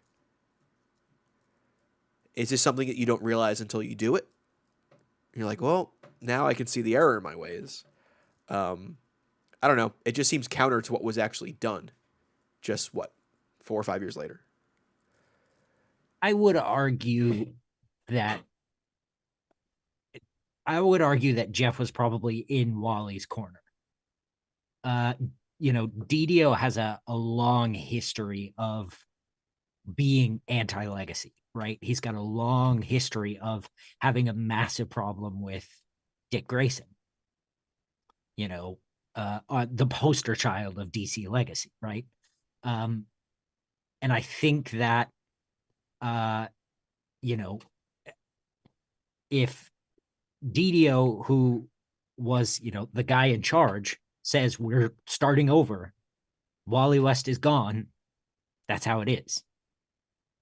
Now make me a Justice League book. You can see it in Darkseid War. Geoff was doing those little romance character moments as best he could.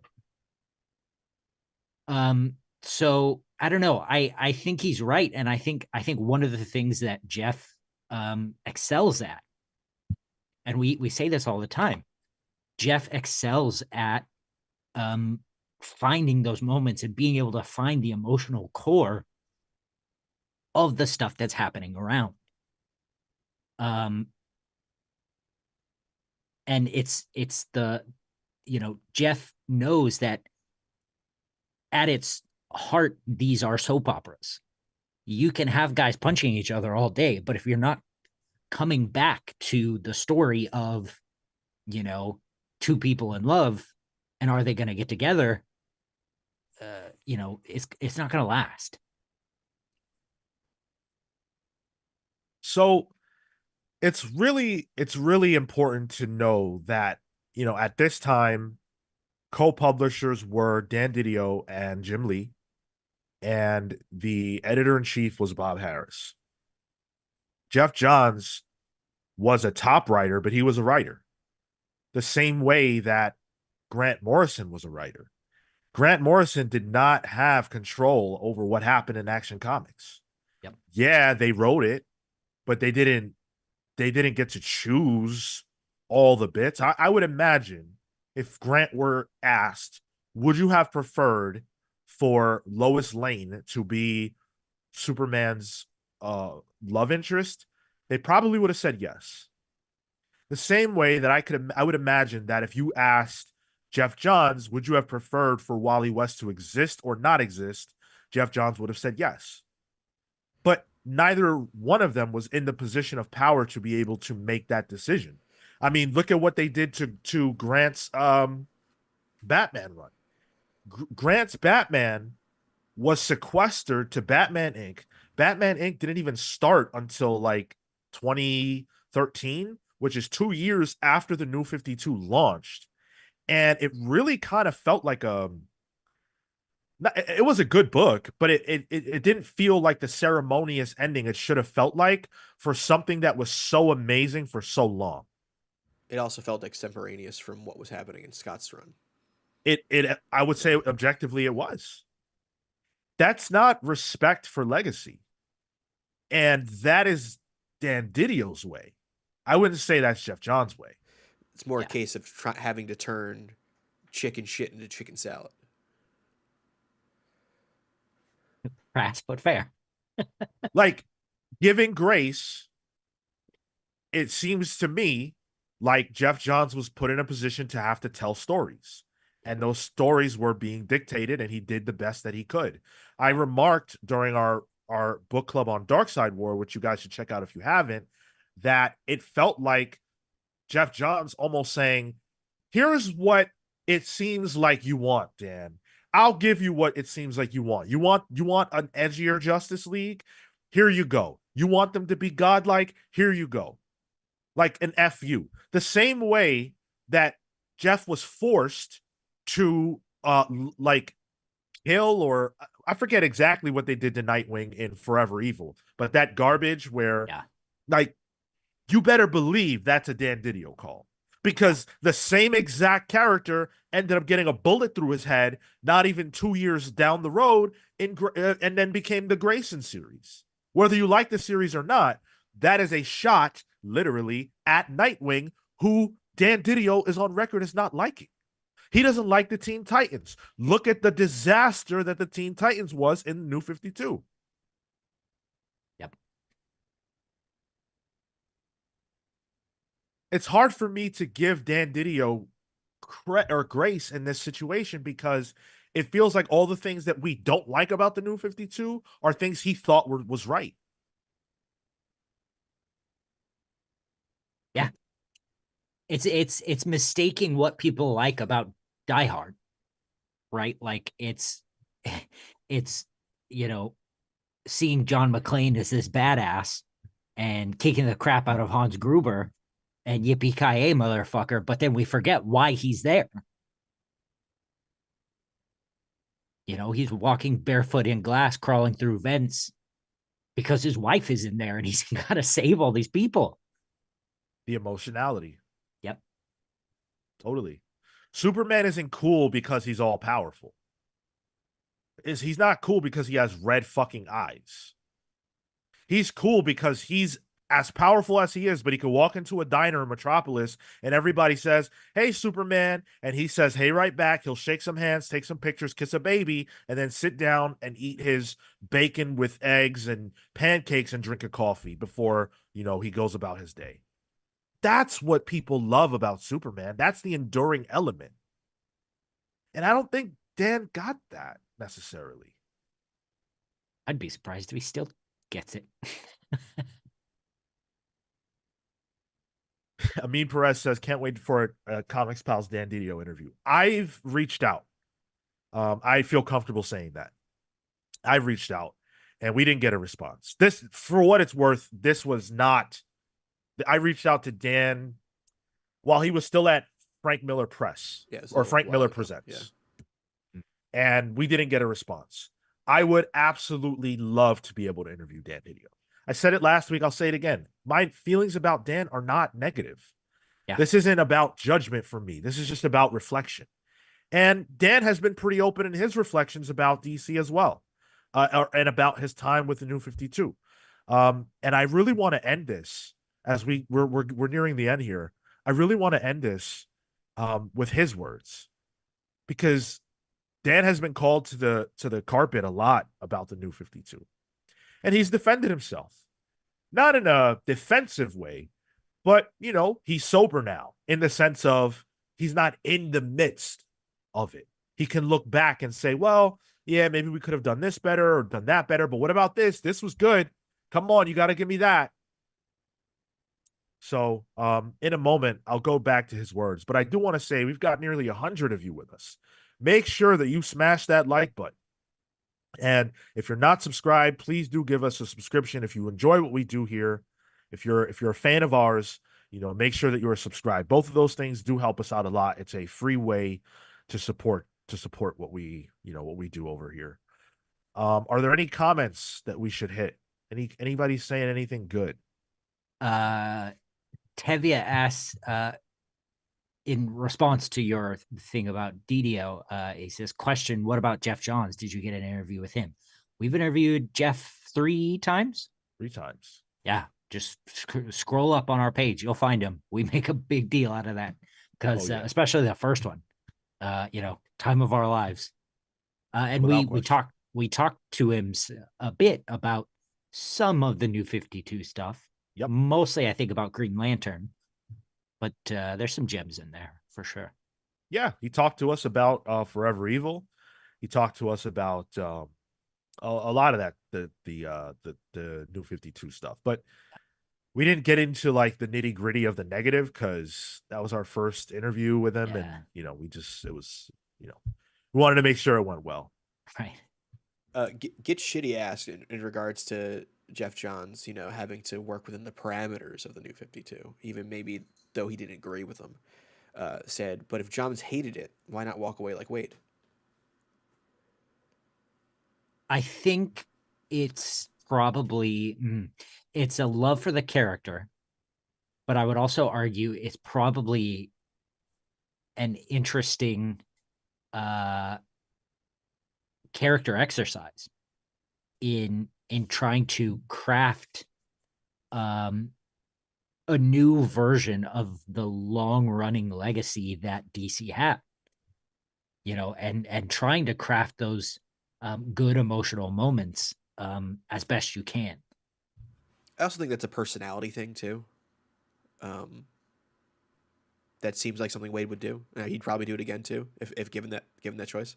But it's also like, I wonder if John just thought like, well, somebody's got to do it. DV says, I can fix him. Oof, been there, DV. That does not work out. Money. Yeah. I mean, it's another one of those scenarios, not coming at you, but it's another one of those scenarios where it's really easy from the sidelines when your money isn't a factor to say, oh, you should just leave then if you don't agree with the choices. Yeah.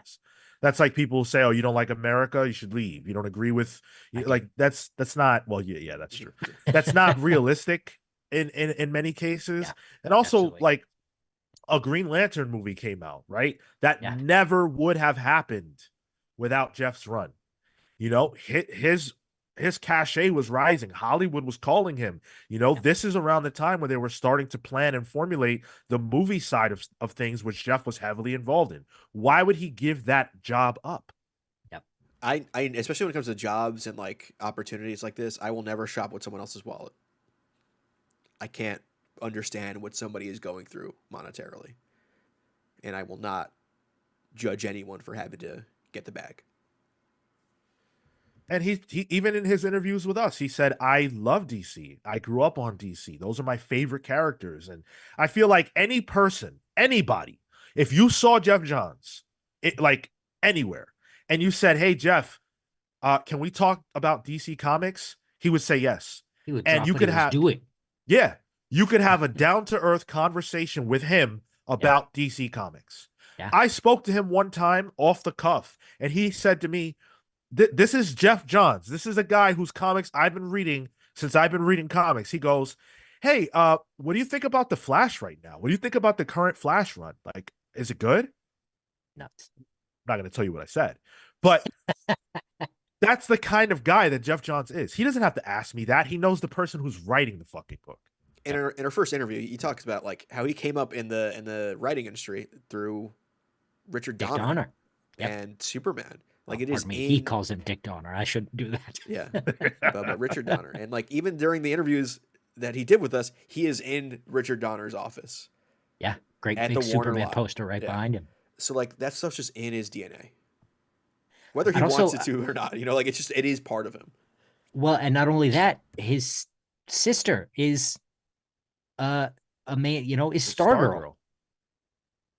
Like Geoff Johns and his family is baked into DC. Like he loves DC. Yeah. DV, I'm not going to tell you that. Some things are not for the show, you know? Karsten K says, on the other hand, that Green Lantern movie flopped and a lot of people really didn't like it. Okay, yeah, but what does that have to do with Geoff Johns? You know, like for him, that character is his baby. And okay, yeah, he had an ugly baby, but he, you know, it's still his baby. Still a baby. Like, yeah. What are you gonna do? It happens like that sometimes. Don't you hate when you see an ugly baby? Never mind. We don't need to go down that route. You know what? I don't think I've ever seen one. I find all babies to be beautiful. I think it's a preconditioning thing. Not me. No, I've seen some ugly babies.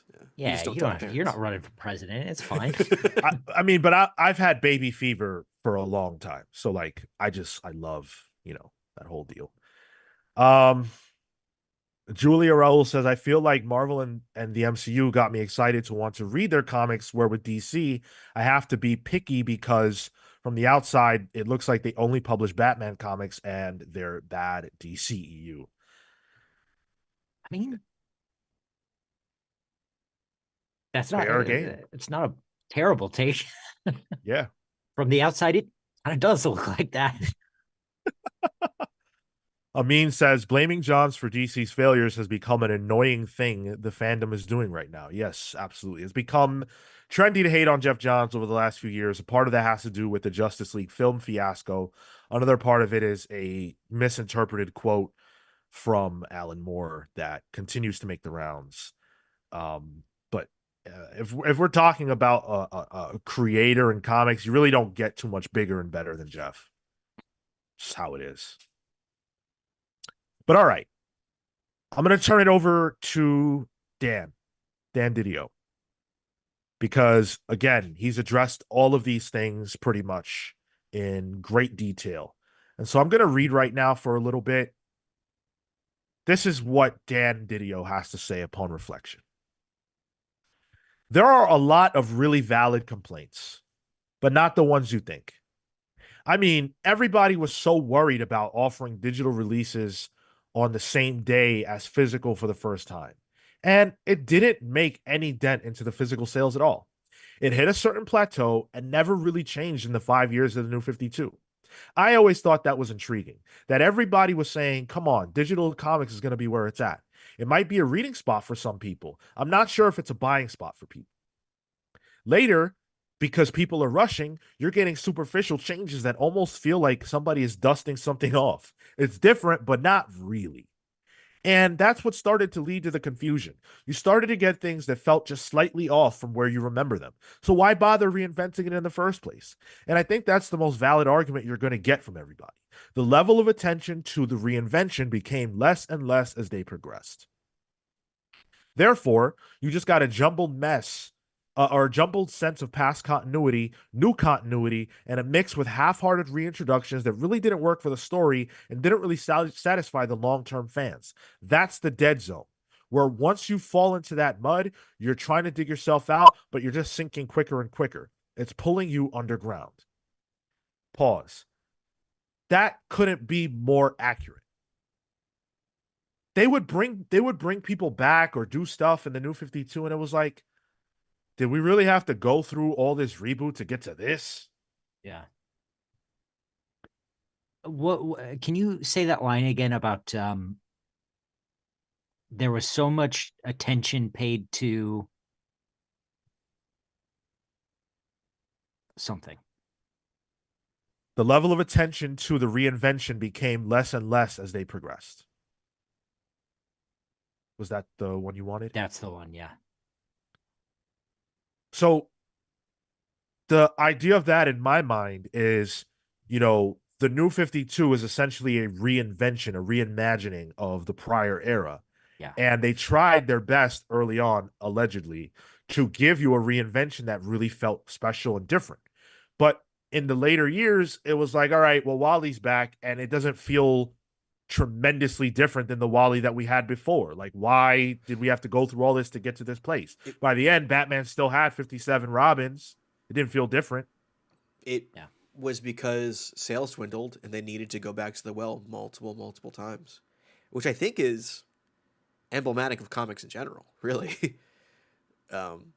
Just having to relapse when you try to do something revolutionary. It shocks the system a bit, and that rubber band needs to snap back. X-Men. Yeah. But the sin of that is that the X-Men have never rebooted.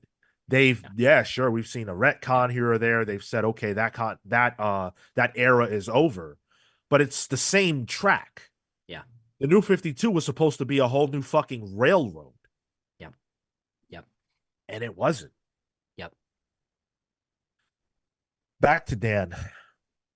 Let's take a look at what folks didn't like about the actual content of the New 52 rather than just the existence of it.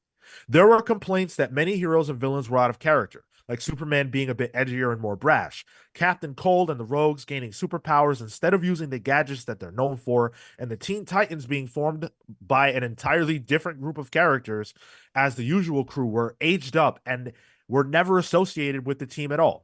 Wally West, who served as the Flash for 23 years, was sort of thrown out for Barry Allen to take on the title for the first time in a couple of decades. Romances like Clark Kent and Lois Lane's relationship, along with other character development, were completely reset. For longtime comic readers, there was a solid reason to be upset. What happens is we get to Rebirth, we reinstitute some of the things we felt were missing, but what also happens is you put in things that make you want to revamp the line in the first place, and things get stagnant again. Everybody says don't change them anymore, but the whole purpose of storytelling is change and evolution.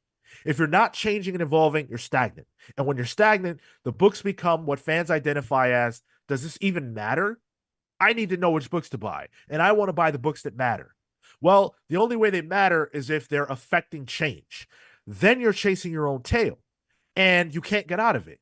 You have to do these things and starts and stops every once in a while to keep it going. Rebirth was just a statement on what the market truly was, as opposed to what we wanted it to be. The New 52 was what I hoped the market would be, with all these diverse comments. Here are my romance books, here are my war books, all that stuff out there. By the time we get to Rebirth, you realize there's really just a focus and a real hunger for the primary characters. So we fed that 2 times over. That's why when people do a direct comparison between the New 52 and Rebirth, they say, well, look, Rebirth sold better. I say, sure it did on paper, because Rebirth double shipped all your best-selling books. It took your top 20 selling books and double shipped them. That means publishing them twice monthly. Honestly, the mistakes I'm more concerned with don't deal with products, but people and relationships that I could have managed better. If I knew more at the time, or if I wasn't as headstrong as I was in certain places, I could have done better.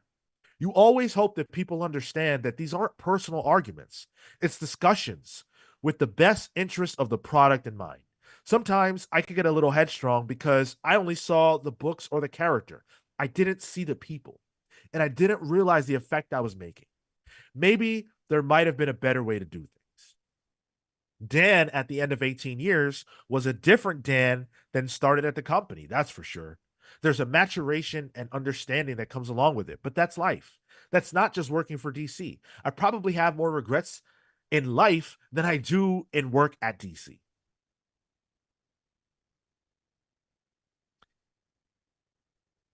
Do you guys think he's right about the idea that you have to keep reinventing and you have to keep changing and reinvigorating, or else it just becomes stale and stagnant? Do you think that is unilaterally true? I think that is the nature of comics. I don't think it means mind wide all the time, but I do think it's the nature of comics to have to put out new and all different. There's a reason why that's built into the idea of comics in their titles sometimes. You got to get those new number ones out. It pops sales. There's always a chance that it hits in a way that has some longevity to it. And that's just the nature of the game, really. It's also storytelling. The whole purpose of a story is to show change over a period of time. And the trap that superhero comics and soap operas have is that they have to change in the fact that they are stories by pure concept, but also they have to stay the same so that people can still come in and find it. In terms of the storytelling aspect, I think soap operas is a good example. Never ending narrative, and Yeah. so is wrestling actually. Wrestling. If we're talking about WWE, that Raw after WrestleMania is kind of that all new, all different every year. New storylines are, well, at least marketed that way in some ways. New storylines need to start. New interactions happen. There's the draft where things get thrown around and new people are met with each other. You got to shake things up when you have a never-ending narrative, and it's just the nature of how things work. I think I agree that maybe the New 52 is just one big shake too many. It was too big of a shake. I'm going to reserve my thoughts on that for a little bit later. I got to say, Ishmael, Munsif, and Last Young Renegade, I am enjoying your conversation. As long as you guys keep it respectful, I'm good. I love the points you guys are making. Talking about comic books is fascinating. There are just so many. It's like looking at a prism. There are so many ways you can twist it and turn it and look at it, and there's just different answers depending on the viewpoint you come at things from. I love it so much. Um, I'll go back to Dan now. The New 52 worked for a while. 3 years might not sound like a long period of success, but quite honestly, you got to remember where we started. Ultimately, what I remember the most about the New 52 was everybody talking about, what did you do with Superman? What did you do with Batman? You forgot we had an iVampire book. We had a Frankenstein, Agent of Shade book. Those are the things that excited me the most. Those are the things that are missing from comics today. That level of risk taking with crazy ideas out there. The New 52 took 52 titles, out of which half of them were books that either nobody had heard of before or had characters people never even thought deserved the title. Maybe they didn't, but god damn it, man, it's worth the chance. I'd rather try a Mr. Terrific or a Voodoo or an OMAC book than I would double ship other things just because I know it's going to sell. The chance for the win on something else is greater. That's the type of product that always got me most excited. Honestly, the New 52, we're all very proud of that, regardless of whether it was up in 5 years or not. The audacity of that, what it stood for, and the success of that at the beginning is something to be very proud of. The biggest pride comes from the fact that you got a chance to be involved in these stories and storytelling. Somebody said to me, your name will be in the masthead, in the byline of thousands of books. I never really thought of it that way at the time, but that's humbling in its own right. It's a piece of history. I would say we got about a good 3.5 years of what I hope would have been 5 years. But I think just because of the sheer volume of material, the idea that you can do something and then leave it and let it run for a dozen years isn't a reality anymore. We've created a different expectation in the marketplace and this constant sense of reinvention. The outside world recognized the New 52 as a great jumping on point for them and latched on to our interpretations for the New 52 to make it their interpretations in other media, which was one of the goals, to align all these sensibilities and create one vision that people can really latch onto and move into other mediums as well.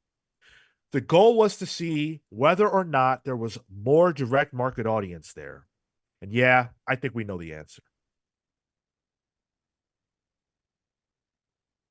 Those are the last words from Dan DiDio. Those are the last words from anyone that we're going to hear, except from us at this point, because the deep dive portion of this is over.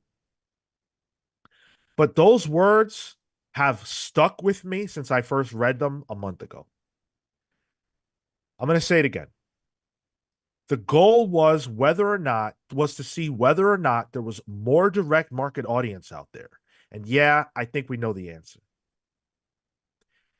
For a month, I have been twisting and turning that sentence in my mind.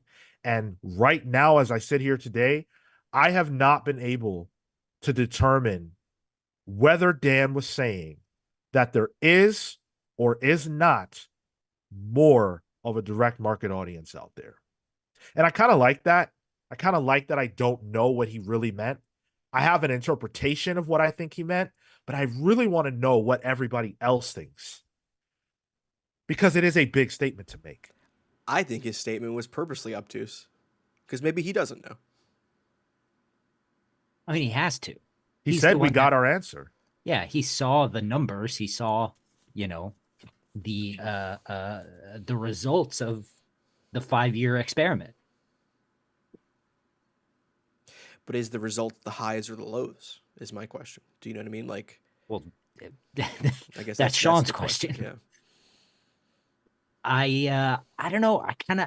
I think there might be, I think it's people. If you build a house, people will come. If you tell people this is the best starting point for Superman because it's post a reboot, you don't need anything to go in. This is it. You're going to get a lot more people than otherwise. And even more than just your, it's a wild thing to say, your average number one. A post reboot number one is a clean slate. That's going to attract a lot more people. And then after that, you had the Batgirl of Burnside stuff, which was built again to attract a different type of reader. Whether or not that, played out in the long run, is different, but it did show that there was interest. It did show that those people would go out willing to find a comic book that interested them. The problem became that it just didn't carry people's interest. Where do you come down on that, Tyler? I think the advent of the New 52 is a good indicator that it does exist. Do you know what I mean? Like the amount of sales that were there and the activation of the direct market, for better or for worse, it showed that it's there. Sure, that could be, some of that could be speculators hopping in on all these new number ones, sure. But I got to imagine it was a lot of people wanting to get their foot in the door in terms of this grander storytelling. I think it's there, but I don't think they ever really were 100% into it. Green Lantern and Batman show that. And I think it might have been a little too much with, doing a full-on reboot. I think if they were going to do it, they needed to put their whole back into it, and they didn't. but I do think it shows that there is at least a direct market that can be that big, and we've seen glimpses of it since too.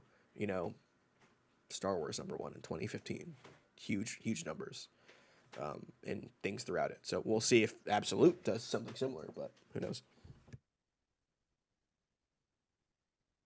This is a sad statement to me. I think that's where I've come down. It makes me feel sad because I think what Dan is saying, what I interpret him as saying, this is where I've sort of come, is that he doesn't think that there is a bigger direct market, and that all of the things that he tried to do, you know, the books that he mentioned, Mr. Terrific, Voodoo, OMAC, Frankenstein, all those books died on the vine and were canceled within the first year or so of the New 52. Dan is a guy who grew up on comics that don't look like the modern market. Dan grew up on an industry that was very diverse, that had all kinds of stories being told. And that is the kind of universe that he was trying to create. Obviously, he knows that superhero comics are the bread and butter, but he wanted to introduce things that people alive today, in some instances, had never seen before. Romance comics alongside Superman, alongside Batman, alongside war comics. And we've lamented that era. When we did the history of the DC Comics explosion, we talked about how crazy their publishing line was at that time. And there are a lot of people that listen to this podcast who will tell you that they love that era. And Dan did too. And he tried. He tried to give us that. Ignore like continuity mess ups and flubs and ignore the creator issues for a second. Just look at the line. Why didn't we buy OMAC? Why did we not buy Mr. Terrific? Why didn't we buy the war books? Why didn't we buy Jonah Hex? Well, I would argue the reason is because the market that Dan wishes existed just doesn't exist anymore. And whose fault is that? Well, it's Dan's fault. Yeah. You know, Yeah. not exclusively, but it's the market's fault. The people will buy what you sell them. Yeah. And we haven't been buying those kinds of comics for decades. So do you think that means that are you taking the direct market to mean the audience or the product? In my opinion, when he says direct market, he's talking about the audience. Yeah. So for me, the question is the audience there? Yes. But like you say, they weren't interested in a Mr. Terrific book. They weren't interested in a Voodoo. They weren't interested in a war comic. But they were interested in the other stuff. They were, and I guess the waning sales is indicative of a combination of quality issues and all the stuff we've talked about over the last few months. Yeah. There's no way to cut it different. The New 52 was a financial success for a time.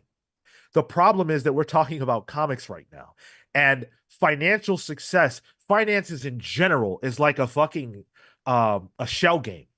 Yeah. You really can't say for certain why something sold as well as it did. Was it because it was good? Was it because of speculators? Was it because Marvel people jumped ship to see what DC was doing? Was it because people who never read a comic before decided to jump in the store? All of those are possible, but it's also possible that none of them are the case. It's so hard to know the answer. And I would argue that to this day, if Dan DiDio were here right now, he could not definitively point to one of those factors as the reason. Yeah. It's just too hard. Yeah. And especially these days with the way that sales are hidden behind a veil, we might never again be in a situation where we can definitively say what sells well and what does not.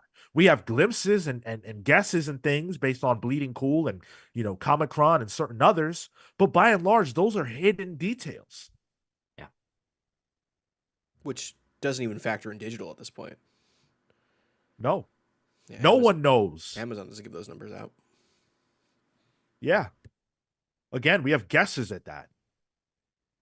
I wish I remembered what website it is. It'll probably come to me, but there's a website that will post like the graphs of sales within the industry and what the dollar amount that each different, point of sale makes for comics, and digital is there and it's always 10 or less percent, but like attributed to who? Which company, which books? We have no idea, and we'll probably never know. I put together a list of just sort of my overall final thoughts, and feel free to add to them or ignore them, whatever you guys want to do. Kale, go ahead, Kale. I just want to point out Gavin has an answer. Oh, please. About when, a comic does well. He says, I know a comic I did has done well when a royalty shows up. There you go. And I hope you're getting them checks very frequently, and I hope they are very nice. And I just wish that we could know. Yeah. I think it's fair for an audience to want to know. And I would also argue that people buy comics based on how they sell sometimes. If I see that a lot of people are buying a book and talking about it and there's heat there, I feel like I'm missing out. But if I can't see how a comic is selling, maybe it sucks. No one's talking about it. I don't know. Or maybe it's all fabricated. Maybe it's bots talking about the book. You know what I'm saying? How can we know? It's all polluted. Dan Trudeau with the 5 spot says, growing your audience takes deliberate planning, research, etc. We don't know if the market can be grown. We just know he wasn't the guy to do it. Thanks, Dan. I appreciate it. And you know what? I would say as a very small case study, this podcast is that. This podcast has grown due to deliberate planning and research and everything else. In a given week, I feel pretty confident. I know what you guys want to hear us talk about because I can see what you respond to and what you don't. DC can too. Marvel can too.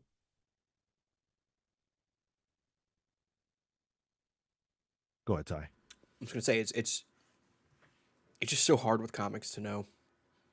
I would even think from a publisher standpoint, it's hard to know because pre-orders are what, 3 months ahead? Yeah, something like that. Which is such a fickle timeline to have to plan for because you're essentially planning in 3-month increments in a way and hoping for the best outside of that. Which is just, when it comes to publishing, is such a tight window. And to add to what you're saying, you're talking about stores, not people. Stores are the ones that have to pre-order with that type of timeline. And, we've got final order cutoff where Scott Snyder, for example, on his Absolute Batman promotion tour is pleading with readers to pre-order the book, to go to their local comic shop and let them know they want a copy so that the store knows to order it. But that store isn't just ordering that issue. They've got to order sometimes 2 and 3 months in advance. They have no idea if you're going to like Absolute Batman #1 enough to come back for 2 and 3 or not. So how many should they order? He said that they've ordered upwards of 250,000 copies so far. Okay, that's great. Well, how many of those people are going to come back for the second one? If a comic book shop says, wow, you know what? 150 people came and ordered the first issue of Absolute Batman. That's a hot book. Let's get in. Let's order 75,000 copies for the fourth one since they're ordering that far in advance. Yeah, but what if the book sucks? And what if people hate it? And what if that store only has 30 people that come in for issue 4? Now they're sitting on 45 copies they bought that won't sell. Those pre-orders are not indicative of readers. When you're trying That's phantom. Yeah. And then as a publisher, if you're trying to attract readers, how do you do that when the numbers don't reflect actually what you're looking for? That's the concept of a reader. That's not a reader. They're lucky if I have been reading comics for most of my life. I have never, ever, ever, ever pre-ordered a comic. Never. I probably won't. I don't need to. Well, listen to Pals Polls and Sean Stack to see his trials and tribulations with not doing that. Okay. Fair point. Fair point. But like there are a lot of people who aren't on the internet. They don't know about all that. They don't know that they should pre-order. They don't even know that it helps the creative team. They don't know. Not everybody is terminally online. We don't know. Some people don't care. All of a sudden in the comics industry, it's not new, but like what other industry is it that you can think of where the reader, the consumer has the responsibility to help the book sell outside of just going and buying it?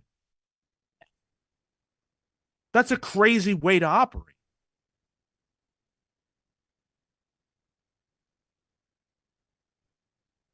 So these are my final thoughts. The New 52 is one of the boldest things that either Big Two company has ever done. It was a grand experiment in a lot of ways that many on the inside feel was necessary. I, at this point in my life, tend to agree with that, but I don't know if it was radical enough. It was lacking new creators with a spark and something big to say who were in touch with what modern audiences wanted to see. We talked in the first episode, they left out women and minorities, the new voices, the new people who hadn't had a shot at telling stories with these big characters. We see it now. It's not weird, right? Like, it's not weird for a Rom V to get a big book or a Kelly Thompson to get a big book. And we talk about how they're breaths of fresh air. Gail Simone, she wasn't new then, but she's writing Uncanny X-Men right now. How many women in the history of the X-Men books have had that same chance? And lo and behold, it happens to be good. I'm not saying it's because she's a woman, but I am saying that if you're leaving out a whole segment of the population, you might not be getting the best possible stories because you're not giving people a chance. I also think the New 52 is a bit of a conundrum because it was too much change for the old guard of fans and not enough change for the new guard. It wasn't bold enough for the readers who were like those people we talked about who want to see their new Batman or whatever, their version. But it was too much change for the person who said, wait, I've been following this shit for 30 years. What are you doing to me? Yeah. I've been reading Wally West for 24 years. Now you're saying he doesn't exist? It's a hard pill to swallow. It also ushered in a unified DC across comics, film, and animation, with many of the shows and movies we got at the time pulling heavily from the New 52. And I think that was a good thing. I think that was awesome. And how many people do we hear from on the Discord or even in our comments on YouTube who say, oh, what are your thoughts on these shows and these things that DC had done, the DC animated? I love that. There are a lot of people who only know the New 52 through that train, the New 52 animated stuff. That's valid.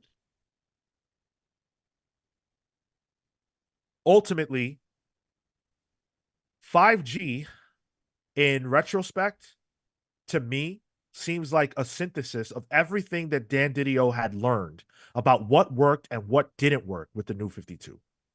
It was prepared to be as bold and earth-shattering as any publisher has ever been, and for DC, it was too far. They walked back nearly everything he had planned from an overarching standpoint, and ultimately, it was the new crop of characters who suffered. Yada Flor, John Kent, and Jace Fox were meant to lead DC into the future. But after Dan DiDio was ousted, all those characters became lost in the shuffle. And 4 years later, they're hardly relevant at all. Maybe Dan was onto something with 5G. Maybe Branden Fletcher is right, and it was time to pass the torch to a new set of characters who could be this generation's Batman, Superman, and Wonder Woman. But I don't think we're ever going to get that answer. Because I think the lessons that Dan DiDio learned from the New 52 are lessons that DC is not willing to put into practice. Absolute isn't bold. It's a good idea. It's smart. I think it's going to be successful, and I'm very excited for it. But what's special about an Ultimates rehash? We've been there, done that. Dan's plans would have really revolutionized DC. And in a way, I'm sad we won't get to see it. Ultimately, the New 52, was it a success? I think that's to the mind of the beholder. The biggest failure was what it did to the creatives, what they went through. That's the failure of the New 52 to me. Good books are, they come and go. Rebirth had good, it had bad. All New, All Different had good, it had bad. Every initiative is the same. But you don't hear these kinds of stories from every initiative. And to me, that is the original sin, the greatest sin of the New 52.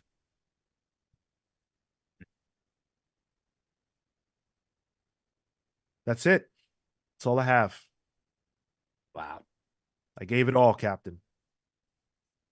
So expect another deep dive for when DC relaunches again in 3-5 years? To be honest, like, you could probably do a deep dive with all the stuff that's come out about Absolute now. Like, there's a lot to that, and I'm sure down the road that'll be something that I'm looking into as well. yeah. Great work. Thanks. This is so interesting to do a deep dive in an era that I was actually part of. And it, like, a lot of this I feel like I knew or felt at the time. But to hear it, both backed up or contradicted, was very interesting. It's also interesting to actually view New 52 as an era, because that transition was so almost nebulous. Rebirth, sure, you have a point right there, but it kind of just came, and the books just continued. So seeing that as beginning, end, here's what happened in between, behind the scenes, whether or not I knew what was going on. Like, even though I was on Twitter, I don't remember that Scott Snyder, Rob Liefeld fight, That's right. So sometimes being in there and inundated at the time, you don't see the forest for the trees. So it is kind of cool stepping back and viewing at it from a more macro lens. I also think it's fair to say the same thing about Dan and all the people that we got quotes from over the last few weeks. Like, for them too, it's a stepping back and looking at it overall and not from the perspective of a person in the grind. I felt like Dan was very sober and honest. Like, whether you agree with what he said or not, I believe those were all his genuine thoughts. And I don't think he attacked anybody. I don't think he shifted blame. There was never a time when I was like, you need to take credit for that. He took credit for everything he did. Maybe that Comic-Con panel notwithstanding, but sorry, I mean like the aftermath sure. comments. Yeah.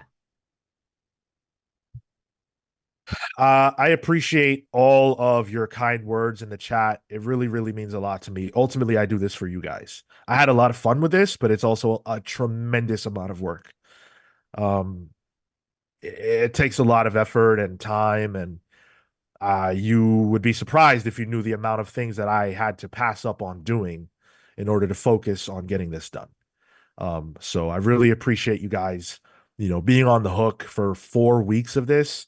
I said a grand experiment. This was a grand experiment. I didn't know if you guys would want to hear about this for so long, and I'm glad that you did. So thank you guys. I thanked a bunch of people earlier on. The people that I want to thank most are you, because you guys make this possible. You guys show up for me. You show up for us, and this wouldn't be anything without you. So really deeply, I thank you guys.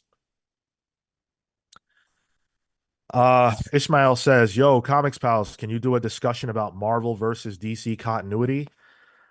You mean like the differences in the way they handle continuity? I'm sure we could do that. Or is it the continuity of the Marvel versus DC crossover event? Yeah. That is a very short episode we'll be doing.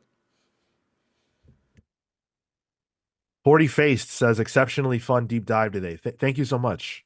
Really appreciate that. If you guys could just grab a couple more comments so I can Yeah, fall yeah, back for yeah. a Yeah, sec. I'll jump to 40 Face comment. I wish the new 52 versions of the characters had been more compelling line wide instead of a bunch of mostly young action ready heroes. I think they could have picked a more interesting reboot point. And there is a part of me that feels like it was maybe a little rushed out.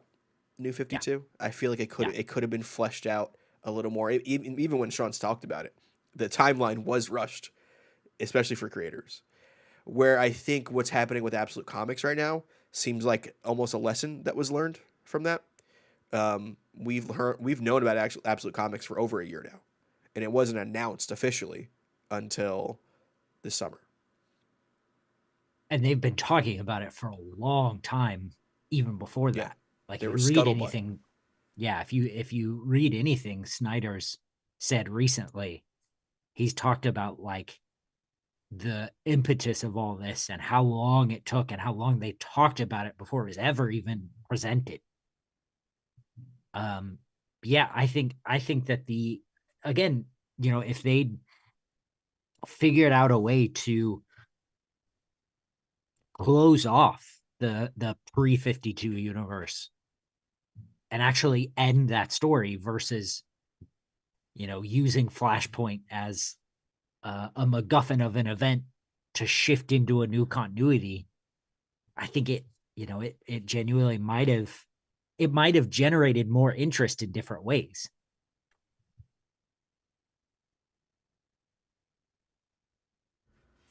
Um, a lot of people saying Marvel Now would be an interesting episode. I know Marowak Obscuro said a Marvel Now episode to compare would be awesome. Hmm.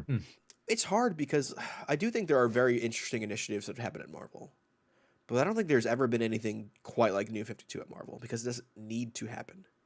Well, and I don't think I feel like the scuttlebutt around them, especially that particular era, Marvel Now and All New, All Different, were small. Hmm. Like it was just sort of a creative shuffle more Yeah. than a full continuity thing. And also, they're owned by the mouse, so things tend to come out less from behind the scenes. Last Young Renegade says an all new, all different Marvel episode showing the behind the scenes and reaction of Marvel on the public outcry of legacy characters would be interesting. That could be an interesting angle for sure. It would be, but I'm not sure how much of that stuff is out there. I mean, I guess we wouldn't know until we tried looking into it, but I don't remember, like, sure, I remember what I would see on the Twitters and the internet, but, like, Yeah. man, a lot of those creators just kind of kept to themselves, really. There was no Snyder Liefeld at that time. I'm taking all your suggestions for future deep dives. I'm gonna take a powder on doing them for a little bit. Like I said, it's a tremendous effort, and like as much as we enjoy it, it does sort of disrupt the natural flow of the show. And it takes away from the other guys' ability to do what they love to do here. So, it'll be a while before we get another one, but trust and believe that I love doing it, and there will be another one in the future. Gavin wants to know when the new Shallow Dive is coming. That's Trying to break Sean's neck. that's called Pals Pulls. It's every week we do in shallow dives. All right, we've got more show to go. Thank you, Roboters. I appreciate those words. We've got more show to do here. We're going to, what are we going to do? Oh, what we're going to do is I'm going to say thank you guys so much for all your support. Particularly in this moment, I'm saying thank you to the patrons. We've had so many of you join up over the last few weeks. And, again, this is a tremendous effort, not just on my part, but on everybody's part to show up here weekly, a few times a week and do these shows. And, everybody that supports us through Patreon, through the channel membership, send super chats. You guys, keep our motivation high. You keep our spirits high. And, our frankly, you keep our business afloat. So thank you so much for that. We're going to New York Comic Con here in a little bit, and for the first time ever, we're going to be able to afford through the business to buy food. to eat at the event. So that's the kind of thing that like your support lets us do. And it sounds small, but it's very significant to us. I've gone to New York Comic Con. We've been doing this for 7 years. I've been every year for 7 years and paid way too much money for that freaking cafeteria food. Nice 45-minute line for chicken fingers. Yep, Although the ones last it. year at that food truck, those were pretty good. Yo, we got to go back to that. Yeah, that was actually bomb. That was some good. They had I like hope they're 6 there sauces again. Yeah. That was the first time I actually ate at like an outdoor vendor. I wouldn't have done that if I wasn't with you. Better option. Yeah, better options are out there. I'm glad we did it though. That was great. Oh, damn. Mr. DC Comics is in the chat. He says the new 52 wasn't completely terrible. Whoa. From the horse's mouth. Wow. Mr. DC Comics himself. How's Mrs. DC doing these days? Wow. Listen. She's been fridged. Yo. Sorry, that was just off the dome. Mr. DC Comics, I think everybody here would totally agree with that. Though I've said it before, I keep repeating it because I just don't want this to be a thing. Like, this was not meant to be a DC Bash Fest. It's just an honest reflection. That's all. I don't think we ever have Bash Fest here. I don't think any of us really get any pleasure out of that, unless it's towards Marco. Well, come on. Some things are in fun, and you can tell the difference. I would hope. But yeah, I want to thank some very special people, some people that are special to us. Special shout out to our PalsVerse legends: Thunderstruck Rebecca Alejandro, the Hound of Justice, Atomic Hound, Starcross Catherine Stars, the Red Spiral Storm, who is celebrating a birthday today. Happy 25th, Spiral. Thank you for being a part of this community. Birthday. Yes. 25 is a good year. Depends on who you are. It could be. Could also suck. I think 25 was good for me. It wasn't good for me, but I'm saying in general. 25 for me was the other place years. That was yeah. So, bit of good, bit of bad. Orseus the Waterbound, and Adam and Bernie the Best Boy. And I also want to thank PalsVerse members, the Night Stalker Harris Dajinski, Brian Demolisher Del Pozo, Kefis the Incorruptible, Momentum Mike Elliott, Dan the Truth Trudeau, Jalen the Sanguine Sorcerer, Marley Manistorm, Slow Flow Dameron, Christian Uncaged, Always Laughing, the Spear of Justice, Izzy's Issues, The Great Destroyer, Hyper Viper 89, Robert Runback Cashaback, Pete the Dreamweaver Collins, Matthew Malice Price, James Just Jamming Jones, Amin Almighty Perez, Paul Powerhouse Smith, Andrew the Galaxian Smith, Neon Knight the Cosmic Avenger, Matthew the Shade Cosmo, BJ Kicks, The Living Blade Boss Rundeer, The Grand Alchemist, Chop Harder Alchemist, John Barrier B, Simon Gale Force, Garrett Garnett, Todd Tremor Butler, and introducing a new member of the PalsVerse. Let's go. Cameron Cavernous Gordon. Now, I want to say before I start, I did something different. I'm having personal fun with these. The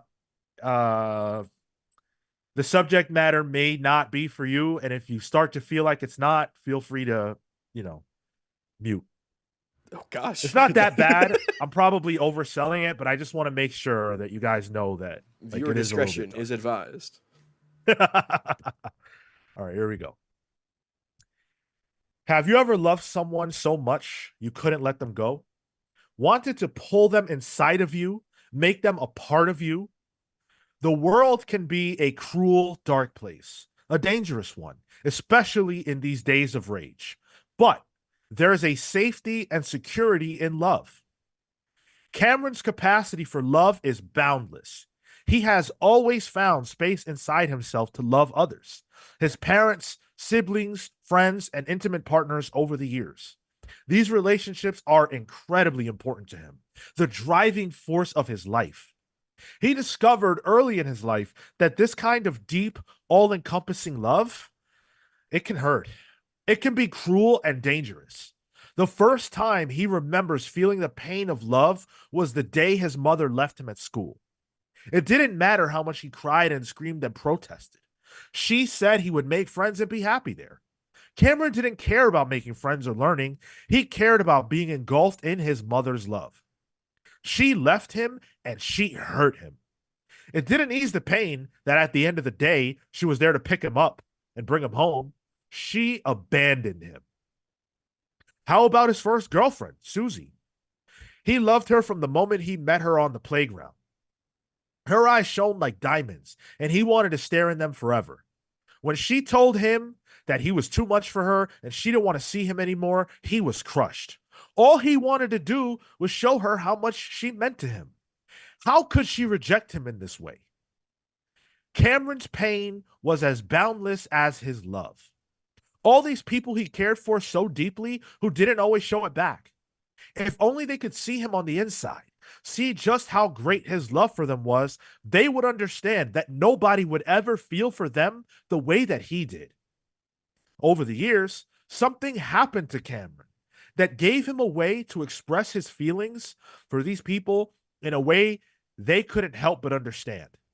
He wasn't sure how this came about, but he believed it was a gift given to him for being a person who led with love and gave it so freely.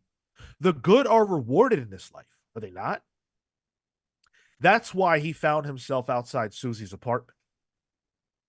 He held tightly to the flowers he intended to give her. It had been years since they'd seen each other, but he knew she would be happy to see him. Cameron could hear her footsteps as she approached the door, could see her brown eye peeking through the peephole at him. Susie, it's me. I brought you flowers. He held them up toward the peephole and smiled wide. Who are you? Oh gosh, you must not be able to see me too well through the peephole. Open up. You'll be pleasantly surprised.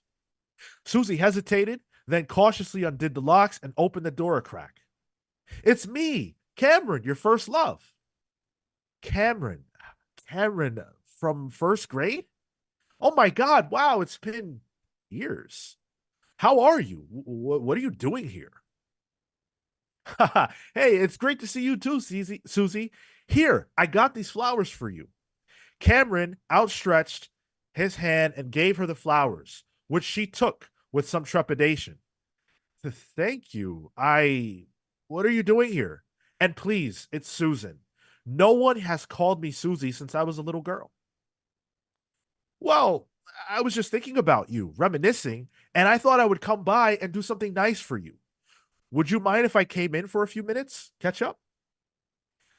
Susan looked Cameron over. He looked decent enough, well kept, tall, handsome. How harmful could he be? Sure. Just a few minutes, though. My parents are on the way for a visit. Oh, no problem at all. Susan opened the door further, and Cameron stepped inside, a bit hurt that she wasn't going to make more time for him, considering how much she meant to him. But that's okay. She didn't understand yet what he was truly here to give her. They sat on the couch and exchanged words. She spoke mostly. Cameron stared at her wide-eyed and amorously. It had been far too long. Hey, so remember when we were kids and you said you didn't want to see me anymore? Well, yeah, I mean, we were really young, Cameron, and you were intense. She shifted uncomfortably. Yeah, intense. Huh. You know you're my first love, right? I have never, ever forgotten about you. There has been a hole in me ever since that first day. Sure, I've met and loved others since then, but nobody ever forgets their first love, do they, Susan? Did you forget about me? Cameron, I didn't love you. We were kids. What does it mean that we were kids? I loved you. There's no age restriction on love. Look, my parents will be here any minute. I've got to freshen up before they get here. Susan stood up first, trying to give Cameron the hint. It's been so good to see you, but I need to say goodbye. Cameron looked up at her, his stuck-on smile twisting in confusion. Goodbye? You're saying you want me to leave? You're saying you're leaving me again? Susie, That's really wrong. You don't understand how much I love you. It's Susan. And you don't love me. You don't know anything about me. Cameron was angry now. She was rejecting him again. The first time was bad enough. How could she think this was right? Cameron stood up. Okay, well, look, I didn't just come here to give you flowers. You're right. We don't know each other that well anymore. It's been a long time. But I have a way now to show you how much I love you and to make you understand me. You want to see? No, I want you to leave. Okay, but you're coming with me.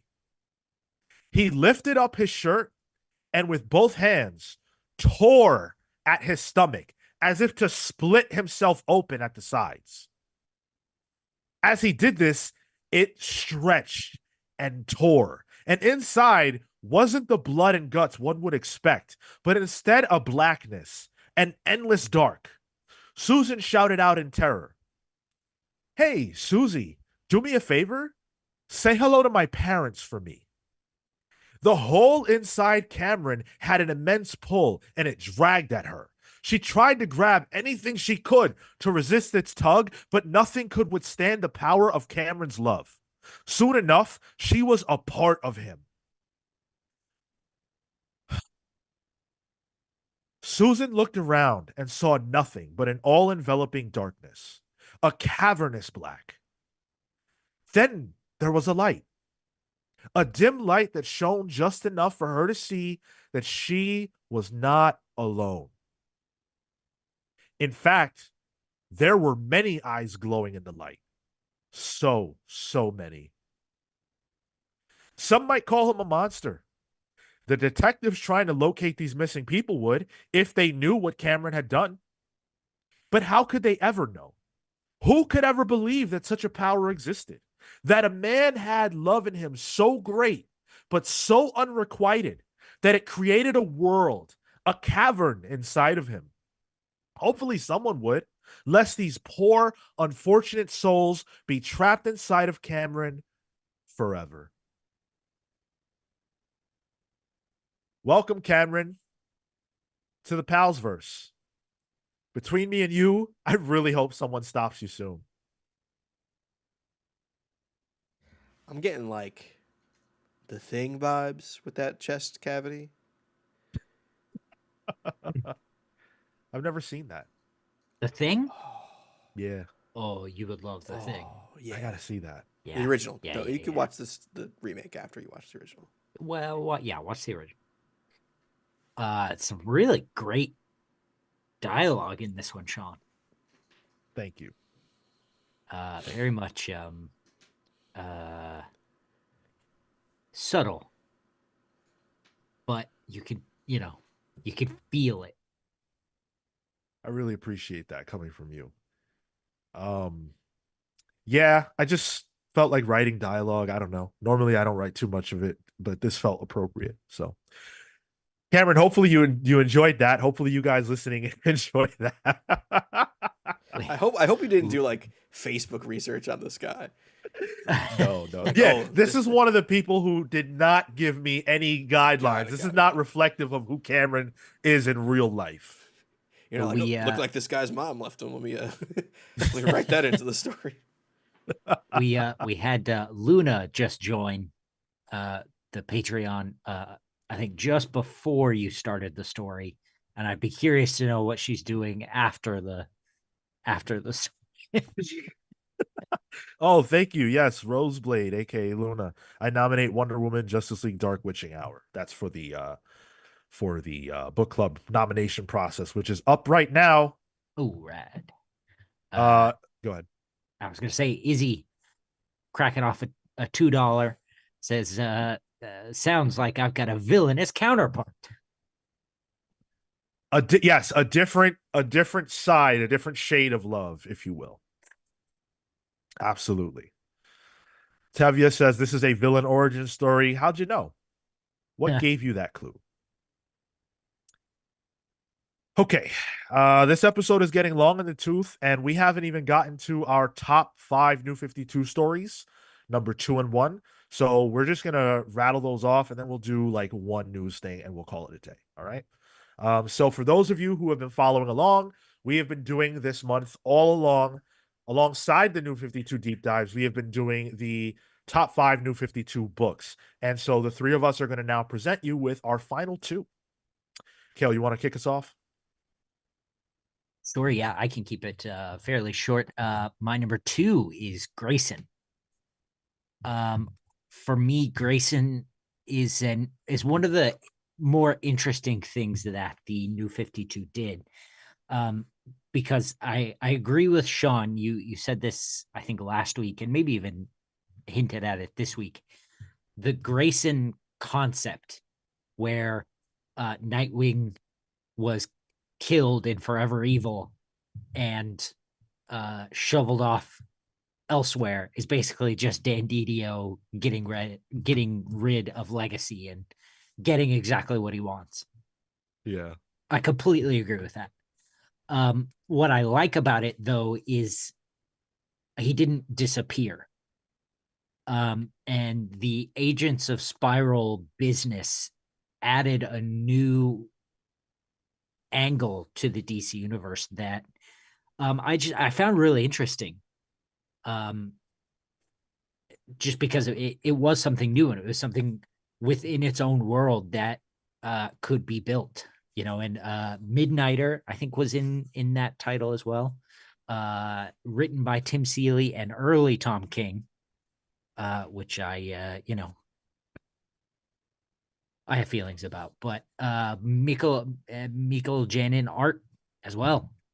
That book to me was just hit after hit, and then the ending of it being that Dick was able to come back and show himself.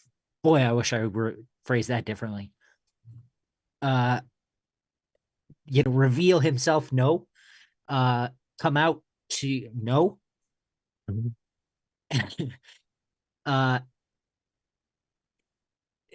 No, we're just gonna go with it. To show himself to the world. Come back. That he was able to come back to his family. And the reunion with he and Damian was really heartwarming, and that's one of my favorite buildups.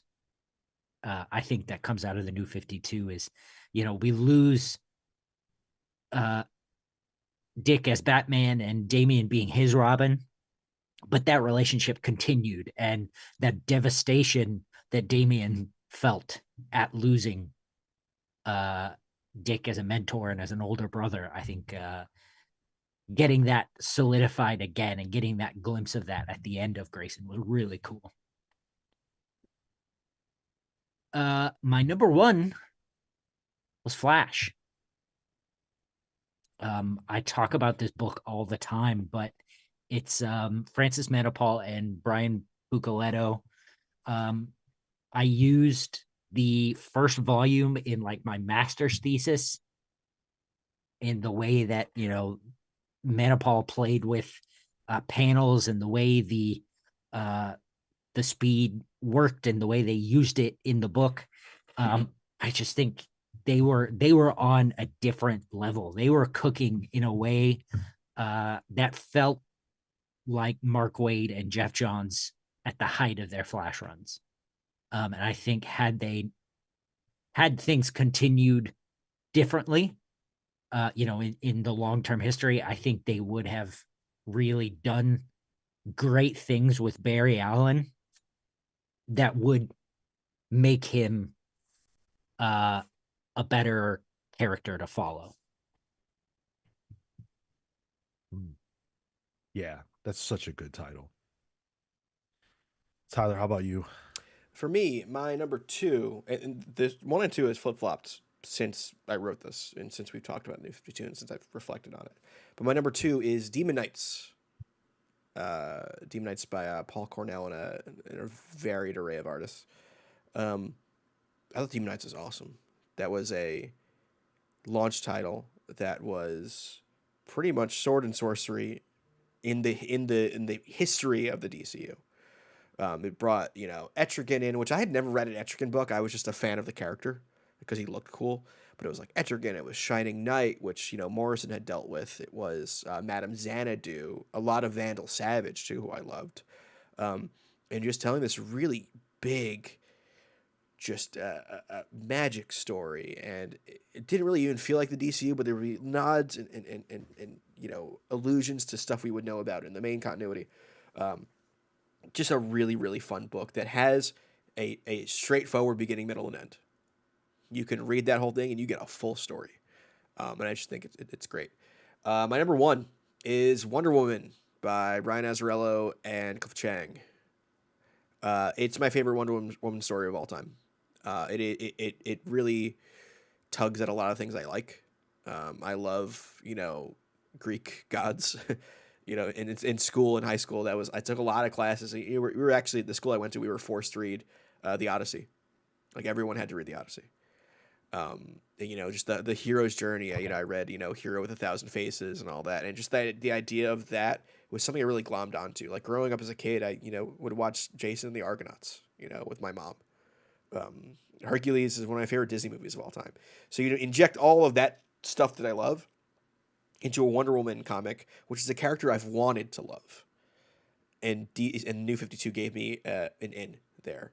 And also Cliff Chiang on art. Cliff Chiang, who I had known previously from Black Canary, Green Arrow, might be one of my favorite artists of all time. So that was a big deal for me. But yeah, that's my number one.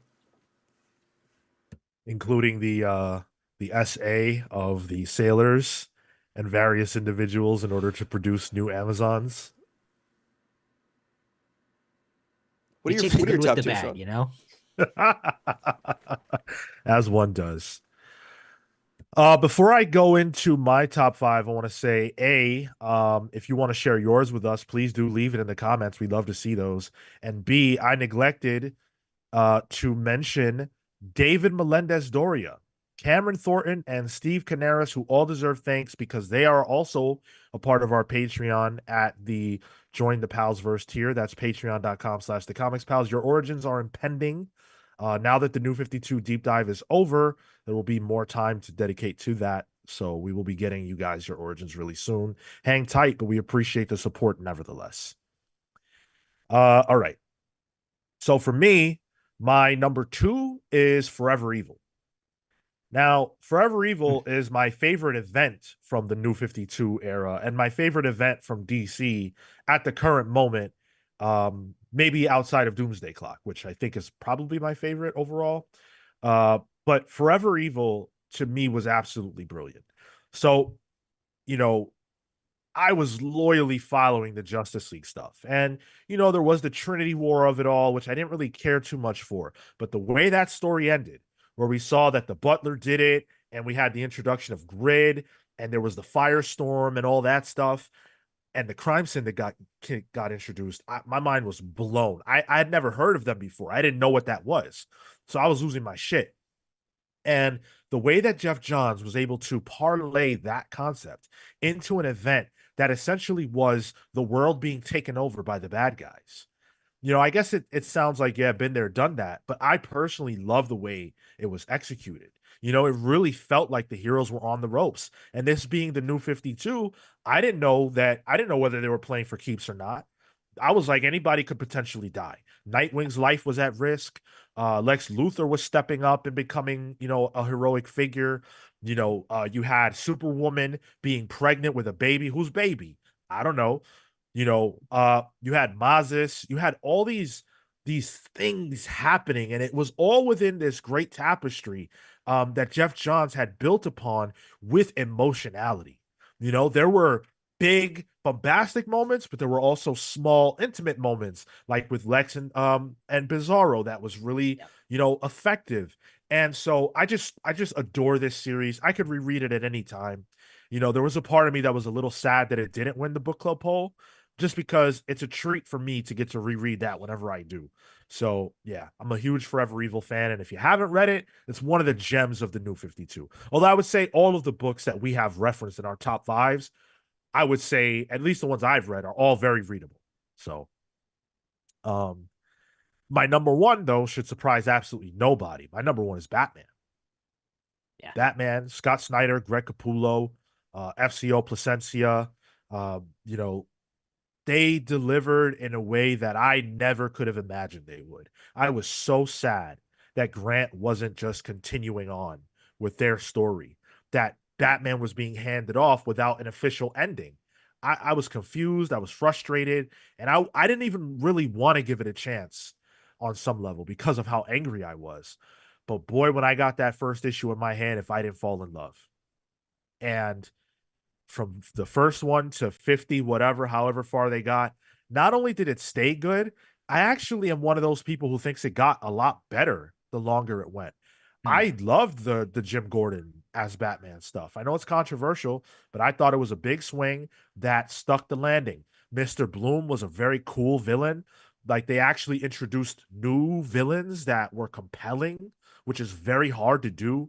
And it's just such a special run. A lot of people say it's the best modern Batman run ever. I'm always going to be torn between that and Grant, but they tried to not suck coming off the heels of what Grant did, which many writers have failed to succeed Grant.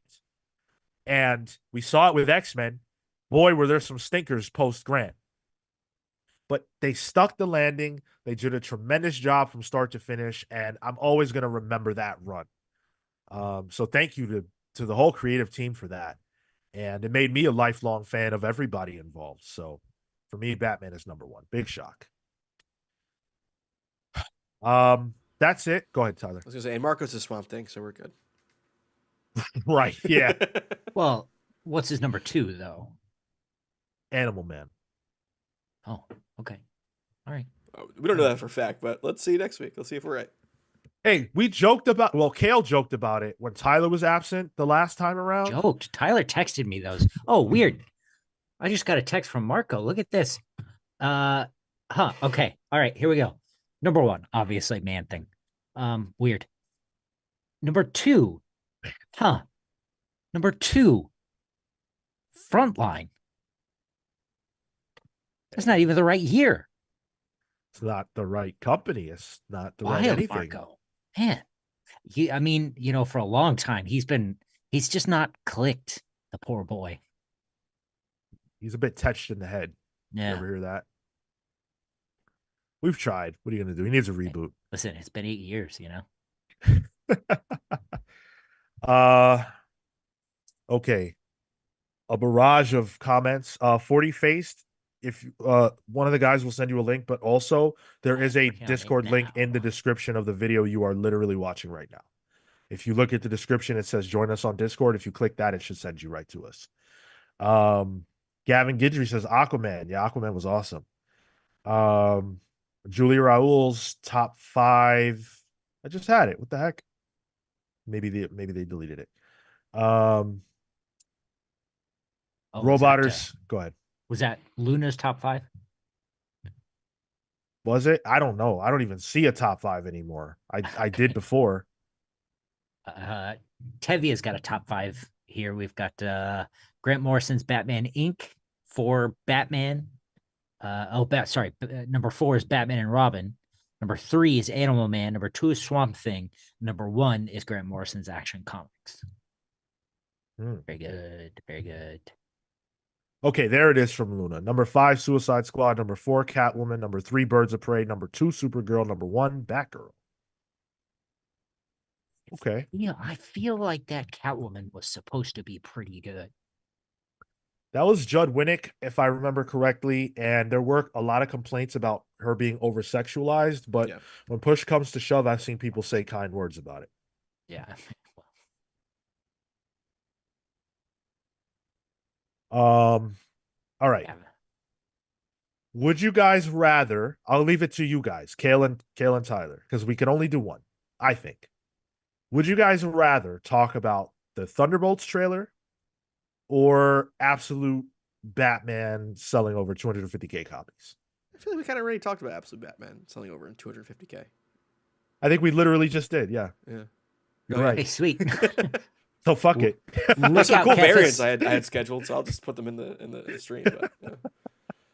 All right, so let's talk about the Thunderbolts trailer then. So we got a trailer for Thunderbolts earlier this week. It is labeled as a teaser, but that shit is mad long. It's trailer length. Yeah, it's 3 minutes, almost 3.5 minutes. What is a teaser at this point? It's just the trailer doesn't give the entire story beat for beat. Yes. A teaser at this point is the trailer before the trailer. Yeah, exactly. It's really nuts. But I gotta say, this has been one of the movies that like I haven't been that excited about because there's just not much diversity in the character lineup, and I mean that in the sense of like powers and stuff like that. Um, but I thought this was one of the better trailers Marvel's put out in a while. I really like this. I mean this derogatorily, but this looked like a movie. Um, like it looked like it had shooting direction. Like it looked like it was actually doing shots that weren't made just for vertical media. There seemed to be a POV to the way the movie was filmed. Like somebody pointed out on Twitter that Winter Soldier scene where he's got the gun that he had from Winter Soldier, that thing that blows up cars, and like there's natural lighting there. There's actual color grading in this movie. I was like, whoa, okay, this looked different than like I had just seen Beetlejuice, which like there are some bits of it that look like Tim Burton's doing it, and the other bits look like every other movie that's out right now that is just filmed digital, and that's what it looks like. This movie looks interesting, I would say. And I gotta say, when they showed that Sentry logo, I popped. It was sideways. It was sideways for like one shot.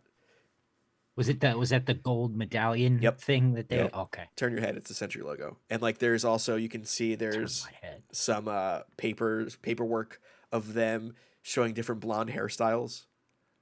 Like they're making the Sentry. Interesting. And I'm excited for that. I have a small confession. I only watched it while we were doing the show. So I watched it without sound. That said, as I was watching it, I felt myself getting more caught up in it, and especially in like the big fight bit. It actually looked like the choreography was really good, and it looked like an engaging moment. The knife traveling from original person who threw it all the way back to them through everyone else. Like, man, it made Taskmaster look decently cool. I will say, who knows if the character's even going to talk? Wow. Well, that was one of the things I wanted to credit the trailer for, was that I think the characters all look pretty good, and some of them have not looked good before. Like Ghost, to me, looks pretty sick. Taskmaster looked much better. We're never going to get the Taskmaster we want, but at least this costume was like solid. It looked like the Udon Taskmaster. The other Taskmaster they did in like the early 2000s, which was more manga influenced. There was like a mini series by Udon, I think is the artist. I kind of dug it. I think. What do you think about what people are speculating with the asterisk means? Have you seen what people are the buzz on that?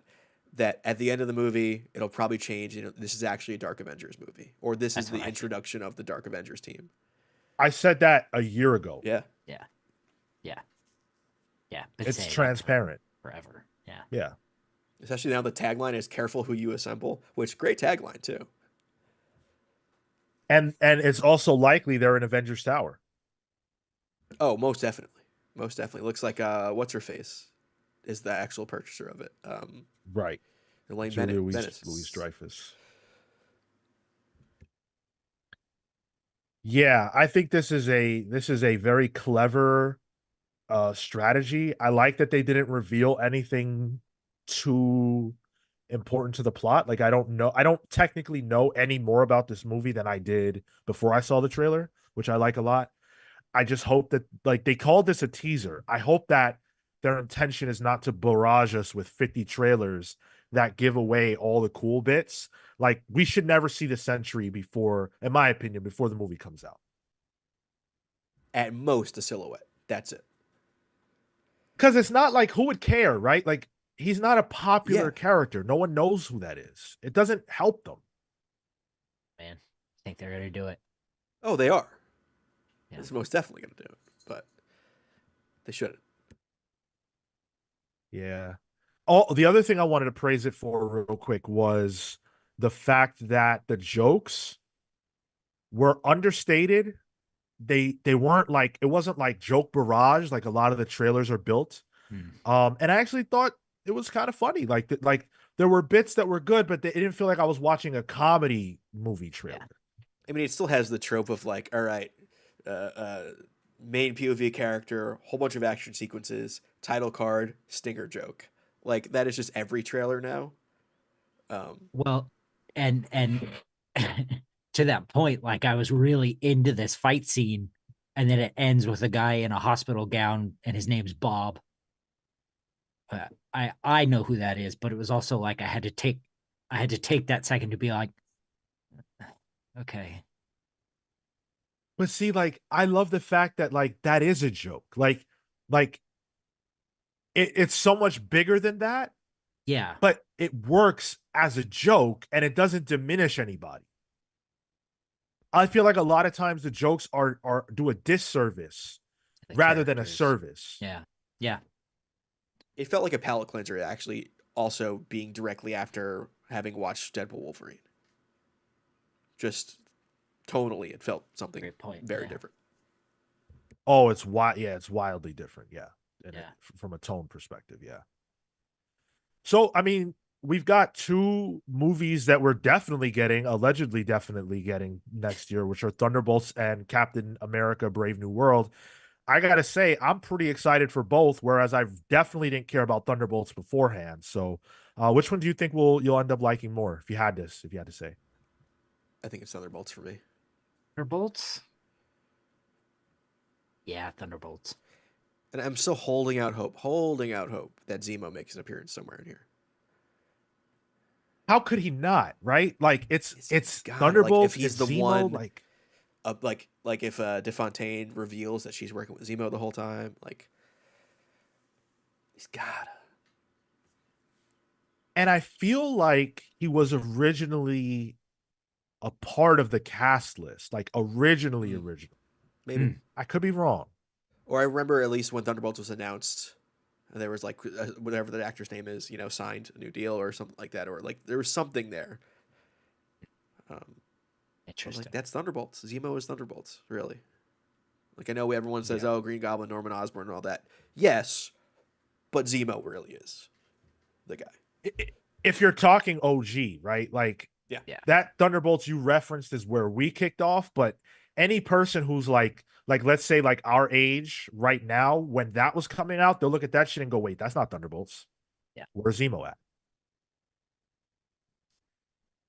Yeah, hype for this. I'm very much looking forward to it. I think Thunderbolts arguably could be better, but Brave New World is more up my alley as far as like what I want to see. So we'll see how it plays out, but definitely looking forward to it.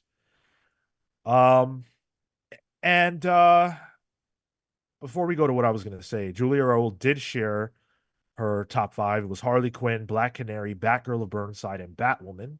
Very respectable. I mess with that. And Izzy shared his, and it was Dial H, Batman, Aquaman, New Guardians, and Green Lantern. New Guardians. Was that good shit?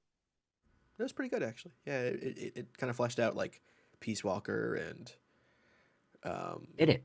Bleeze, I think was her name. The Bat Red Lantern. She had like the wings and stuff. Yeah.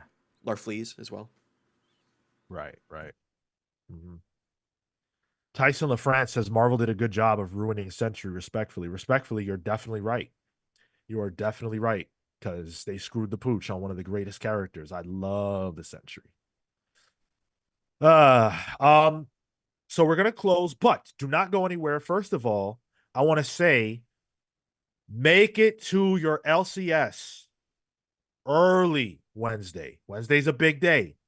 All in number 1. Absolute Power number 4. Big time stuff. If you want to make sure that you're in on the ground floor of the All In Initiative, get to your LCS on Wednesday. I plan to be there as early as I can, and I hope that motherfucker, for those of you who listen to Pals Pools, who's always holding a stack of comics with putting his grubby hands on them, doesn't have his hands on the all-in special. They better just be handing that out at the till. Yes. Yes, I need to get that. I'm going early. I'm not playing around. I'm not missing out. I have a question in terms of the logistics of Pals Pulse this week. All-in's the big draw, but we got to read Absolute Power #4 first. Man, Tyler, I was going to talk to you about this in private. I have an answer for you. Okay, all right. I've been thinking about it. That's all. We're going to, since you asked, we're going to put All In on the thumbnail, but we're going to actually review Absolute first, which we never ever do. But in this special case, that's the way we're going to have to do it. Yeah, so October's around the corner. The time is now. DC stands, rise up. This is your moment. If you consider yourself among them, Marvel fans, get in the shadows. That includes me. I am going into the shadows of my LCS, where I will be buying every single thing that DC is putting out this month. I couldn't be more excited. If you share our excitement, jump on the Discord server, where we're going to be talking about all of this all week long. And I'm not saying that in like we will be only. It's our legion of audience. It's everybody that listens to us popping off on Discord all week. It's going to be exciting. And make sure that you tune in on to Pals Pools this Thursday, because like I just said, we're going to be reviewing All In #1 and Absolute Power #4 and some other great books. This is the time for comics. 13 years ago, we had the New 52, and it was the time. Now is the time. Get hyped. Can't wait. Cannot wait. See you next week. There you go. We're going to cut out of here. Smash the like button. Subscribe if you're not. The next time we'll be live with you. Well, the next time we'll be with you is with our patrons tomorrow for a hangout at 1 p.m. Eastern. If you're a patron of a tier that allows it, we will see you on the Discord server. The next time we'll be live is Thursday at 6 p.m. for Pals Pulls. Be there or be a DC Square. Until then,